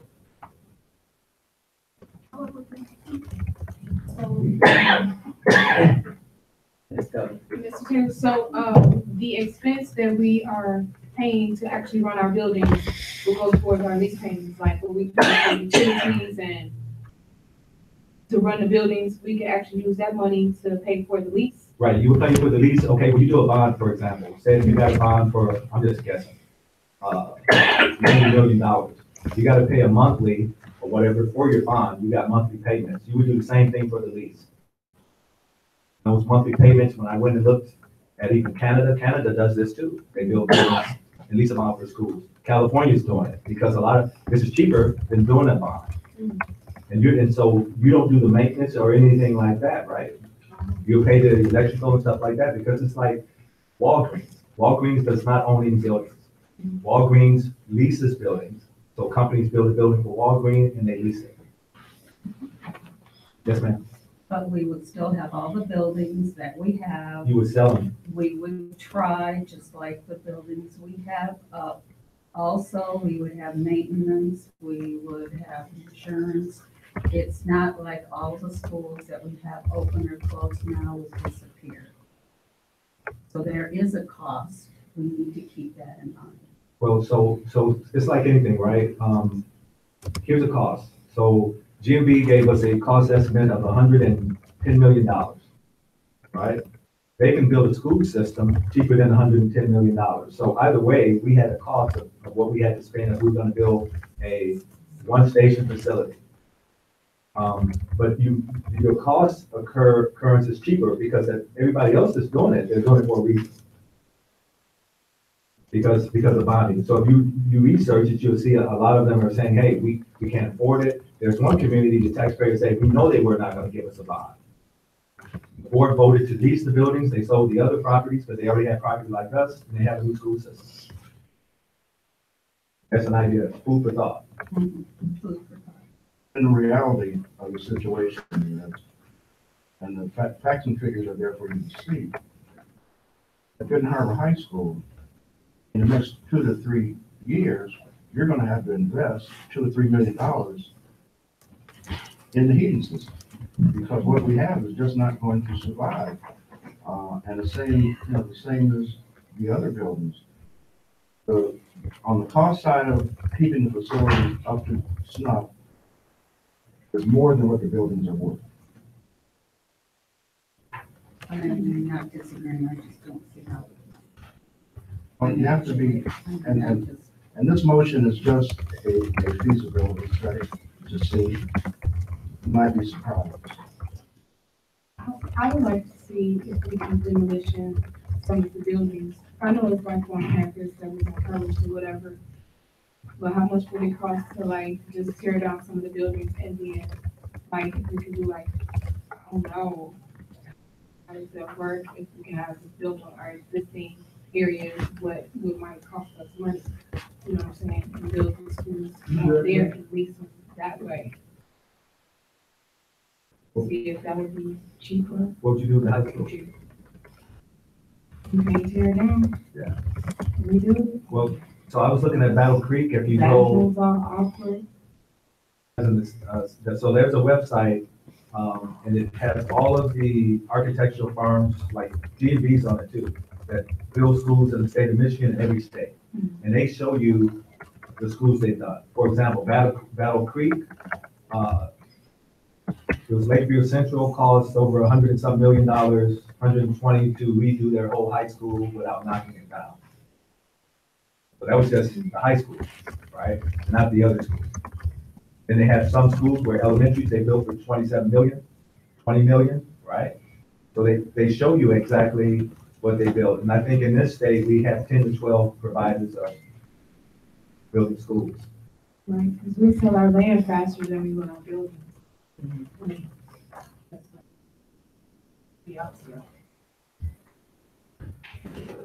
But I forgot about that. I just wanted to show you the possibilities that Mr. Mitchell says, hey, think outside the box. Thinking outside the box. A lot of times we say we can't do it, but if other systems are doing it, you can do it. Facilities for your students. And then you don't worry about having to do all of this maintenance and put $6 million in the heating here, $2 million here, because it's their building, they're gonna take care of their building. So what would our sinking funds be used for? Your sinking funds can be used to pay the monthly notes. You can start right now putting up $500,000 out of the $1 million a year to pay rent. Is that correct, Mr. Mitchell? Yeah, from what we from what we did from years ago in the study, you can use sinking fund dollars for the payment on the facility. So Is that only if we own it? we'd have to check into that. Yeah. Yeah. Well, that part, I'm sure that part of it hasn't changed. So if we anticipate $1.2 million per year in taxes for the next 10 years. Board could earmark 500,000 of that million to go towards the payment of our note. Okay, but that also means that we're getting further. It's coming out of the $1.2 million that you already have. But what? All right. You still have $500,000 for maintenance, things like that, it'll happen.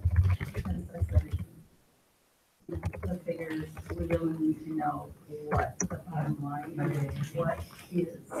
We thought we had money and, it wasn't there.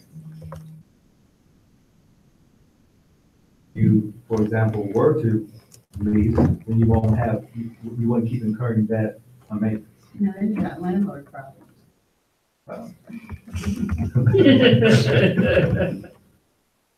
It's just a thought, right? So I think the big picture was, we look at school configurations, we look at a possibility of refixing every school, or we look at, in the future, building a new facility for our students and community.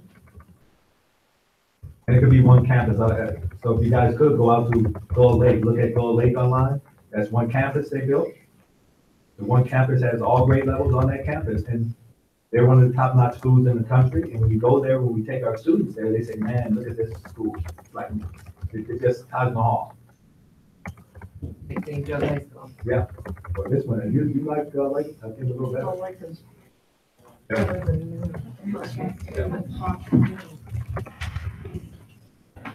So, is that motion still on the table? Yeah, I'm waiting to call the roll. Yeah. Are we ready for it?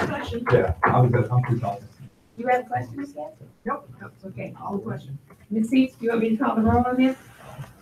Yes, please. Okay. Mr. Mitchell, Yes. Mr. Taylor, Yes. Ms. Gass, Yes. Ms. McGowan. I guess reluctant. Okay. I almost had to erase. Ms. Mahoney, yes. Ms. Scully, Yes. Ms. Seats. Yes.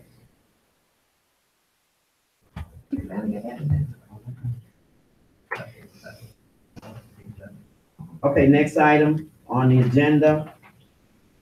And I had to walk out, someone was saying 911 concerning something, so. What is the next step? We have a motion. Who will look into, possibility, and what is the process for this item? Carol? Someone must mention Truman helping us as well, but I think the next thing would be to use the information we talked about, put together the RFP. We might have to get a little bit of help on the legal side, bring it all to you, bring it to treasurer and get it out. All right. And again, this is not a new conversation. This conversation started. And I think we had this discussion earlier about leasing instead of people coming in and they were willing to lease a facility, build and lease earlier. That was before Dr. Weatherspoon. It was a conversation.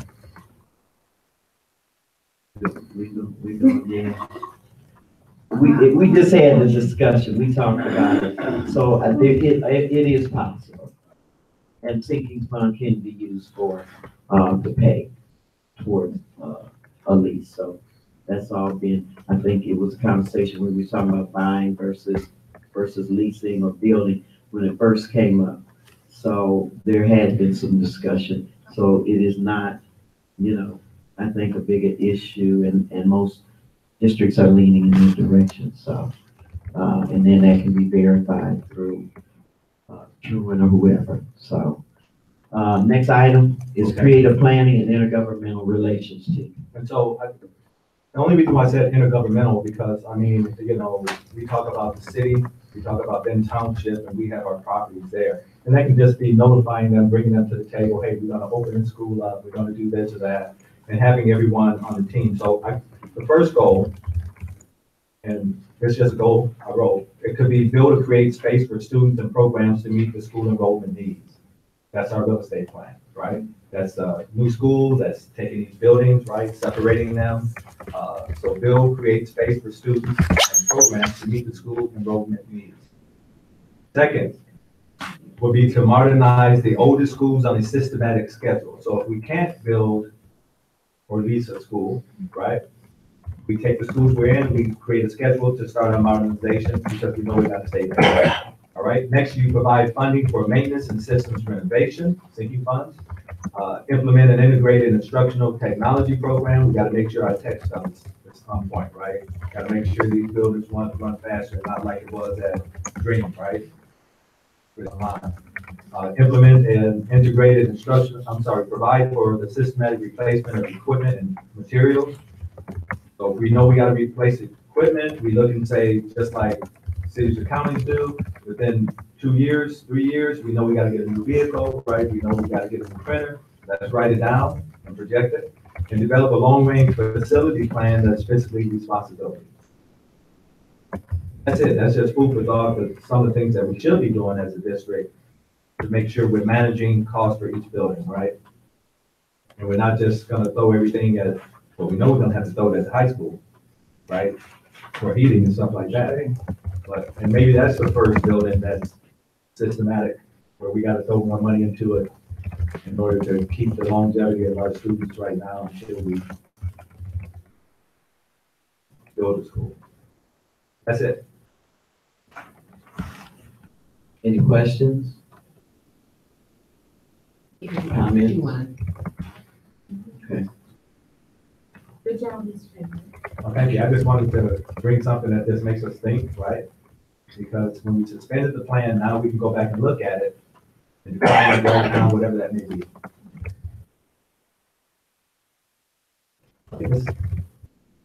Okay, at this time, I would like to present a motion to the board to repurpose the skills center and to offer welding, construction, and also automotive into the skills center at this time. So I'm going to entertain a motion. I'm entertaining support. Any comments, concerns at this time? So, my comment is, I heard you previously say in your comments that you had already spoken with MD and that this was approved on the state level. So I guess right now, we just need the timelines as to when it will happen for our schools and how we're gonna advertise it and everything. So all that is important. So if we can just get the ball rolling, I'm excited about it. I think we can. Miss Bomini. Thank you, Dr. McGowan. I just want to be sure that when we do this, that all these people that are agreeing to help us, that we get things in writing. It's surprised in and they back out. I have those type of relationships, but I will get them in writing. Good. Okay, so, and they will come before the board. And and then I want to do a thank you to the Berrien County Sheriff Department. And I don't know if the work has begun, but they have offered a very expensive service to this board. And this is what they do, and they wanted to render this service to Benton Harbor area schools, and they do want to partner with us to see what we can do. Because again, a lot of people in this area have graduated from Benton Harbor school system, and they do care about the success of the school. And I will promise I will get everything in writing while reliability and anything else is concerned for waivers, because when you come from the government side, that's just one of those understood factors. And that's how they do business, and they do it very well. So I do want to shout out to Berrien County Sheriff Department. Madam Secretary, if you would, and I will get that time frame because I don't think it's as cumbersome or tedious as it looks. So, Trustee Young, I will get that information to the board by next board meeting. And we will have the city of Benton Harbor to come before us with that offer or that request, or whatever that process is. They'll go through that process and do it because it is a government entity. And I did talk to the Department of Treasury, and basically what they said is a good idea. So anytime they support something, I think it's time to pursue, and the kids are definitely in need of the service. Call the roll, please. Christie. Mr. Taylor? Yes. Ms. Gass? Yes. Ms. McGowan? Yes. Ms. Momedy, yes. Ms. Gully? Yes. Ms. Seats? Yes. And Mr. Mitchell? Yes. You can't propose any more motions, I might have I promise you I don't have any. Okay, at this time on the agenda, we're at the superintendent's comments. Just want to share with the board that on yesterday we had our first Blueprint Network meeting. It was successful. If you recall, this is the installation of a framework to help build and rebuild, shore up the systems specific to instruction, culture, climate, leadership capacity, and student support. Very similar in the lines to the goals we already have as a district. So that work has begun. It was very exciting. We are working on a communications plan internal, and what that would look like, how we use email and how we get information from point A to B. And that's just the start. It's about a 2.5-year implementation plan if you really attack it, and so we'll keep you informed. Thank you, Superintendent. At this time, we will ask for announcements and reminders from Secretary Momedy. No, you don't. It's been a long You gotta talk day. to the microphone. Yes, it is. Your time to shine. It's my time to shine. All right. Okay, reminder to the board that we must complete our self-evaluations. You got till Monday to complete it. If we don't all complete it, they will not give us the feedback. Now, last year, I think we had one person that didn't take it, and they gave us the feedback, but that's because we were paying them, or the state was paying them. So we have to have all 7 of us take that self-evaluation. It doesn't take that long, so we can get the feedback and be in compliance with the partnership agreement. We do have a meeting the 30th, which is next week, with the Michigan Department of Education, Deputy Superintendent Vanessa Kiesler. Oh, it's coming now. So put that on your calendar. Oh, that one, believe it or not, it's 5 to 8, isn't it? Right. Yeah. And would you please elaborate so that you know that this is a requirement that MDE is bringing down? Yeah, and my subjects will go over the partners, some of the same questions they went over with Mr. Taylor and Ms. Seats and I. One of the things that I think they're looking for input during that time is they're looking at bringing in a mentor for the superintendent. And the superintendent and the board is going to have input into who is brought in and what we want to look for. Is it a facilitator that's going to work between? It is a liaison. Liaison that's going to work with the board and the superintendent. And, but we will have input into that. They're looking for us to all have input so we agree on what needs to be done so that we can move forward. Department of Treasury will be here. Is that correct? Okay, in February, I believe Ms. Taylor, you shared that. And also the Department of Treasury is asking MDE to have a financial workshop. And MDE will put on that financial workshop, I guess, in conjunction with Ms. Gibbs, so that everybody understands what the finances are supposed to look like. And I believe there is a consent agreement amendment that is coming, and that will be in February. And the partnership agreement with NDE, it is a required amendment. And I really think the board will be extremely pleased with MDE is going to put in. And again, since they do listen to, they've heard us very well, and I think we're going to be very satisfied. I think the district will be satisfied with the changes. So is there any other comments? I'm sorry, go ahead.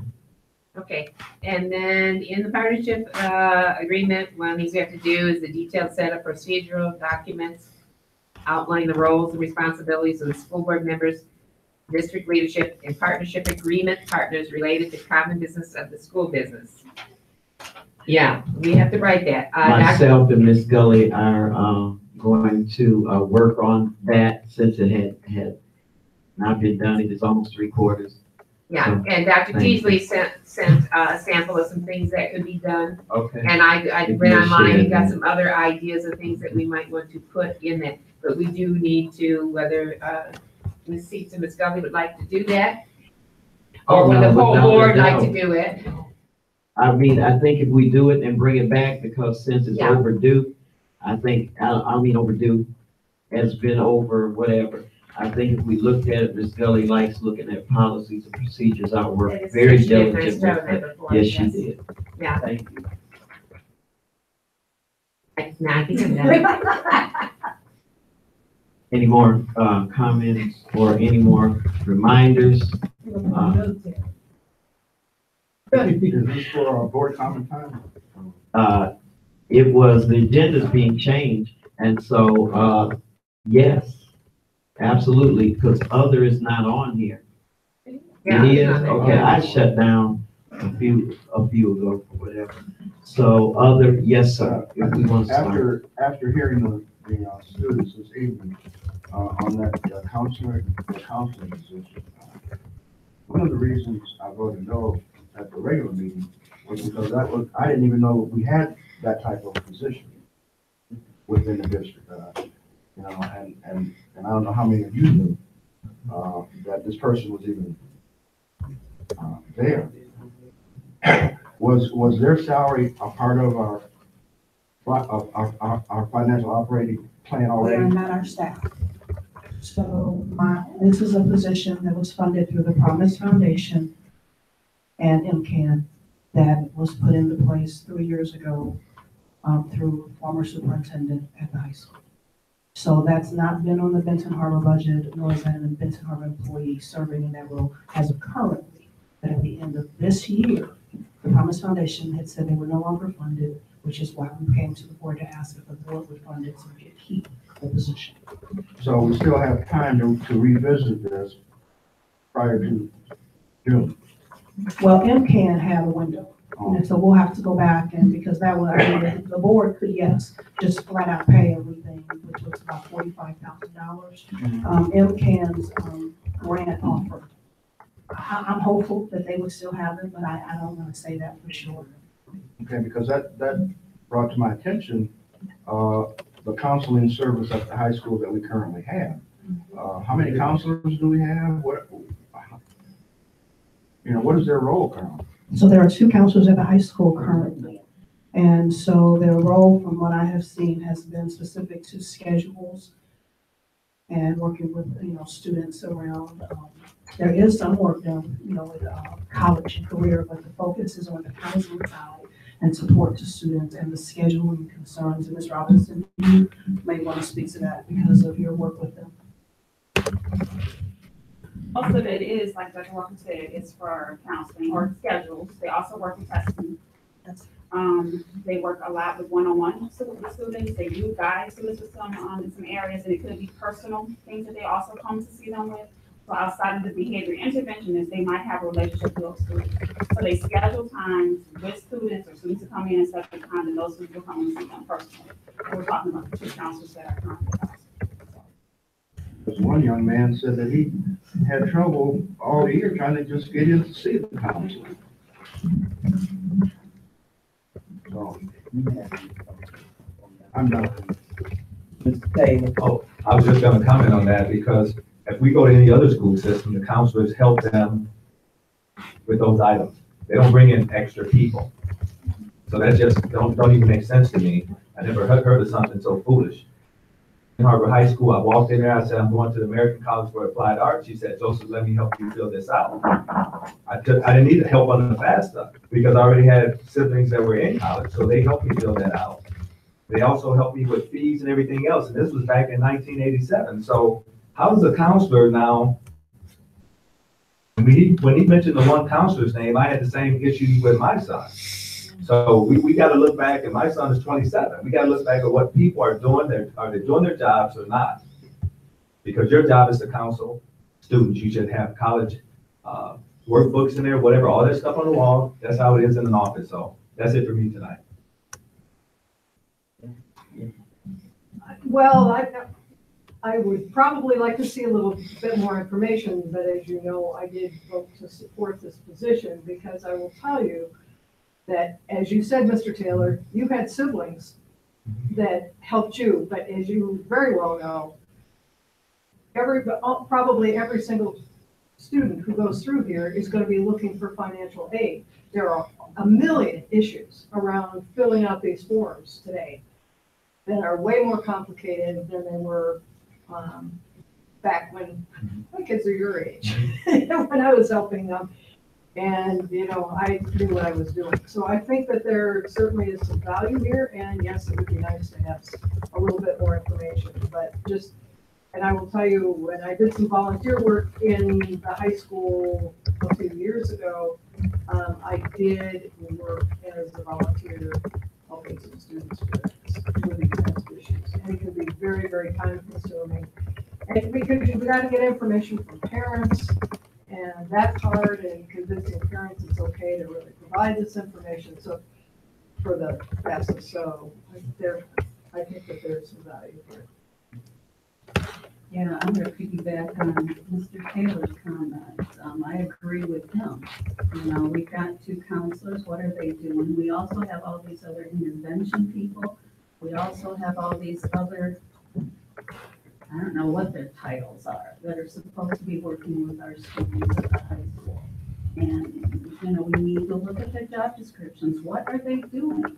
And, you know, the counselors need to be doing their job, getting their kids, you know, ready and helping them get into college. And, you know, if they're having issues and needing one-on-one, then I think they can do that with other support staff that we provide. First off, I can't believe Mrs. Brown made comments. She doesn't usually talk. Okay, along their lines, for just a few minutes, you know, why did the Promise Zone or Promise Foundation say no? I assume it's because it's costing them money.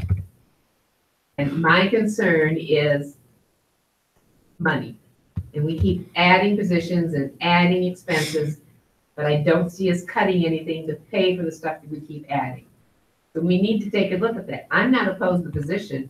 I'm opposed to spending more money without taking any more cuts. And number two, I forgot, we gotta make a decision. We have the parent dashboard training, that's the Miss Dr. Teasley and I cannot, her boss. Again, Elisande. Okay, sorry if I ruined her name. So we need to decide before we fill up any more dates. Do we want it on Saturday, the 24th of this month from 10 to 11:30? Tuesday, the 27th of, wait a minute, we're still in January, I'm sorry. February 24th, 10 to 11:30. February, that's a Saturday. On Tuesday, February 27th, 6 to 7:30. Or Saturday, March 3rd, 10 to 11:30 on a Saturday. Choices and one Tuesday choice. We need to make a decision. I like Tuesday. The Tuesday, the 27th of February. I thought there was a date earlier than that. There's a Saturday, the 24th. Also shared with the board that is the ACA MLK's Black History Night event. Which one is it, 27th? I've sent that back in my response to the questions. And the board made okay. I just want to make sure you are aware. Well, the 24th is the first date? Yes, the Saturday, 10 to 11:30. I heard Mr. Mitchell will bring comments. Okay. 24th is a Saturday. It's the only day I can. Yeah, and I know that's I'll be the go. last available date that Ms. Gass can come. So I can tell Dr. Teasley Saturday, the 24th? Okay, Time again. 10 to 11:30. That's it. Thank you, trustee. Yes, I wish the students would have stayed, I know it's a long meeting, just to hear why we voted no for the, counselor. And my reasoning was behind the fact that, the comment was made, we don't know where the money is coming from, and we're just gonna find it. And I saw the red in the budget, and I'm like, well, we cannot, that's a lot of money to just find when we already in the red on the summer school and the other items that kind of popped out. And, I don't even know if we're gonna be violated because we're not in compliance with our budget that we went way over for those two items, and we couldn't find the funding. But just hearing them speak and, even though my son didn't benefit from the service and didn't know who the person was, you know, just hearing them speak, that's our Mr. Ben Harbor. And Imani Lee is our, she is the person who was over at the Boys and Girls Club. She was voted, that, student of the year, you know, they do it, Jack Monique. So those are two individuals that are leaders of our students in the community. That's why I say, you know, we should reconsider, that to them because, you know, Ms. Ben Harbor journey, the previous one from 2017, she really wanted to do the thing for the swimming pool because of the suicides that happened or the incidents that happened at the, beach. And the pool never opened. So that was a huge disappointment to our kids. They're like, you know, who supports us? She came to the board and she talked and she hammered and she went in and she met with the superintendent and the pool never got reopened. We still waiting right now for the pool to be reopened to teach our kids how to swim. And they jumping off that pier every year and we're losing kids from our community. We never give them anything. Just like when, before I became a school board member and the schools were closing, I know the board had to make decisions. Not being on the board, I understand the pressures that are faced. But me, I don't care about those pressures when I see what's good and what could be best for people who actually experience the situations. We came before the board, the teachers came, the administrators came, the parents showed up. It was a packed house. They had boards. They was like, Gifted and Talented is a blue ribbon school of the highest honors that you can get from the state. Do not close that school. Don't do that. We meet AYP. I didn't understand that all back then, but now I understand it. We meet AYP at Boyne. We meet AYP at Gifted and Talented. Do not close those schools. It's going to be a detriment to the community. Those people were like prophets. They foreseen what it was going to do. I was here when I first moved back, when the getting was good. And the parents were flourishing. They had that school over there where the, what's that school, the Renaissance? They had that. All of that was in place. And it was working. It was working for us. The kids were learning. That's when we were supported by our community. But all of our decisions have been based upon to cut the finances and to please the state and to please MDE. But they drive home in they nice big houses. They kids get they nice private, paid for good community educations. And here we are, we just struggling to make ends meet. We upside down on everything. We making decisions up, and the people who down experiencing everything, they just going sideways. You know, everybody leaning out the bus window. That's smelling like fumes because we can't even make them get their buses right. So, you know, that's why I said we should reconsider because we've not really given them any incentive that we should support them. But I mean, I want to change if this is something that's going to benefit the students, but I do agree with everyone else into the job description. We have so many duplication of duties around here that is ridiculous. And this position was replaced. I do recall, what's her name? She is the daughter of one of the former principals here. I can't think of her name, but she did that college position for a while. And even with those kids coming saying that they wanted that person, they said that this position is not the same person every year. They replace the person every year. So they wouldn't get the same person anyway, unless we funded it or whatever, they would have somebody different. But I guess, we do not know really what all the principal has placed on the counselors to do and what directives they are getting from administration to do. So who knew that Mr. Turner was also CTE director and the radio person? Who knew Ms. CA was the principal at the other school, the Head Start? All these changes are being made and directives are being given to these individuals, and we do not know what is coming from administration for them to do. So we have to consider that we are not micromanagers. We're not informed of the day-to-day processes as to what's going on within the school district and how things are being delegated. So we have to consider that. We need to speak with whomever to kind of like identify what are your directives, what are your duties, and why aren't you? Because when I was in high school, my counselor made an appointment. I had to leave class, and I would go down there, and they would be like, okay, you're in the 9th grade. Have you thought about college? This is what you need to do. What kind of college you want to go to? Okay, I think this is the recommendation. This is best for you based upon your grades. I think you should go to this school. That's what counselors did.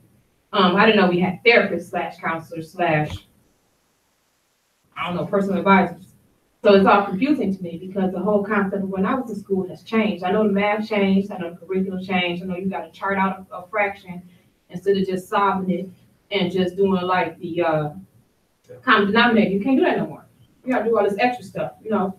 So I guess everything has changed from a common denominator to a graph to a delegation to whatever. I understand we're short staffed, but I mean, for us to even come in and do a blueprint and say that we're going to address culture and climate and leadership capacity and do that when you don't even got the processes and procedures in place from the previous stuff. So I guess, I don't know, everything is so confusing to me.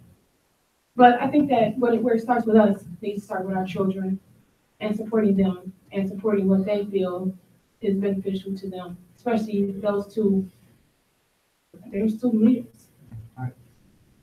Ms. Seats. You know, I know I've had my turn, but this is just brought on some more information. I have to agree with Ms. Gully, Mr. Taylor, but the young kid the kids that talked tonight really made some sense. The fact of the matter is that he had to get his transcript and his other records and take them to Grand Valley to make sure that they arrived there. I don't know if that's a true statement because other kids have told me the same thing. To get an official transcript from the high school or whomever the registrar is very, very difficult. And, you know, in today's world, you can't go to that next level until you produce these type of records. So when a child asks or the parent asks for their records, their grades, official grades, who's responsible for giving them the official transcript? The counselor? So we don't have a registrar anymore. Brenda registers students coming into school, but once they're in schools, the schools work with that student. And so the counselor now is the registrar as far as getting records out, transcripts out. That's my understanding. That is my understanding. Yes. I never heard of that, but you know, you can't hand carry to college, right? Because they want that transcript sent in and stamped. So that's why they turned the young man back. Right, because in his heart, he said, man, I'm trying to make it. And so I'm gonna carry it here. And he didn't know that. But the registrar is supposed to give that transcript. That has nothing to do with the counselor because that's what's been done for 7 years. The registrar does that. Yeah, Lisa Long did the same thing. There is no registrar to my knowledge since I've been in the district, so I can't speak to what was, but since I've been here, and Brenda's role is not a registrar, she's people of counting and registration is what I'm saying. So she registers students when they come into the district for the schools to place them into a class or into a schedule. So since I have been here, there is no registrar. So, and I'm gonna wrap this up because I know, Madam President, we gotta go and we gotta talk. But when Lisa Peoples, what was her last name? Lisa Peoples Hurst, when she left, she stayed on for the summer to transition a new register. And now we're finding out we don't even have a register, because the question was, why would we get rid of the register? And you need that for compliance to even be certified, right? In the state, in order for us to say we're a school that's, has, what do you call it? If you went to college, you have to have a certain, they gotta be certified. What's that? Accreditation. All that's a part of that, so I don't know how we get away with that. I'm not aware of that, and where I came from, the high school I came from, didn't have a registrar. So I can't speak to what should be here, because there hasn't been one. And you saw, I mean, Ms. Robinson has the greatest history. Do you recall the registrar here? I know you worked at the page. I'm saying, you know, when it went away, I have no idea, but there has not been one. I remember, did it for years at the high school. I would like to make a motion for us to hire a registrar, not a register, but a registrar. Because, I mean, I remember when we couldn't even let that person go because we had to have that in place. Okay, I have a motion to hire a registrar, and can I get a support? Support. I do have a motion and a support, and I beg your pardon? How about some discussion? I was getting ready to do that. Okay, go ahead. We don't necessarily need to hire somebody, we need to have somebody appointed as a registrar that will push the button. But they have to have a certain certification, though, I thought they have to. I don't know, we could explore that. Okay. But that is credentials, okay, if that's the case, then we. I know Lisa Long was classified as a secretary. She was in the secretary's union, so I don't know if she had any special. She was the only one who had. I know, yeah, I think there's some sort of certification they have to get, or some sort of oath they have to take, or Yeah, something. maybe it's an oath or something like that. Yeah. So, yeah. Okay, so discussion, we have a motion to inquire, or the motion was made to hire a registrar. I'd like to inject into part of the discussion because I did vote against, because I did not receive, I was not informed of how much time, how many students, is this just $45,000 blank? Are they getting paid by the hour, et cetera, et cetera? So I did not support it. And if the school has had a registrar, why would we hire somebody to be that position when we should get a permanent position in place? That was my concern. I'm not going to make any uninformed decisions. I heard the young man, I know the young man personally, and I think that for me, the registrar would be a better fix than to hire somebody who is not a committed employee to this district. So that's my comment. Any other comments? Madam Secretary, if you would call the roll, please. Okay, Mrs. Momini, yes. Ms. Scully? Yes. Ms. Seats? Yes. Ms. McGowan? No. Ms. Gass? Yes. Mr. Taylor? Yes. Madam Secretary, motion carries. Ms. West? I'm not quite sure what motion it was that we carried. The We motion, have to hire, and then we have not hire but appoint. I, Mine was tired. the motion was That's to what we were- hire. Okay. Yes, ma'am.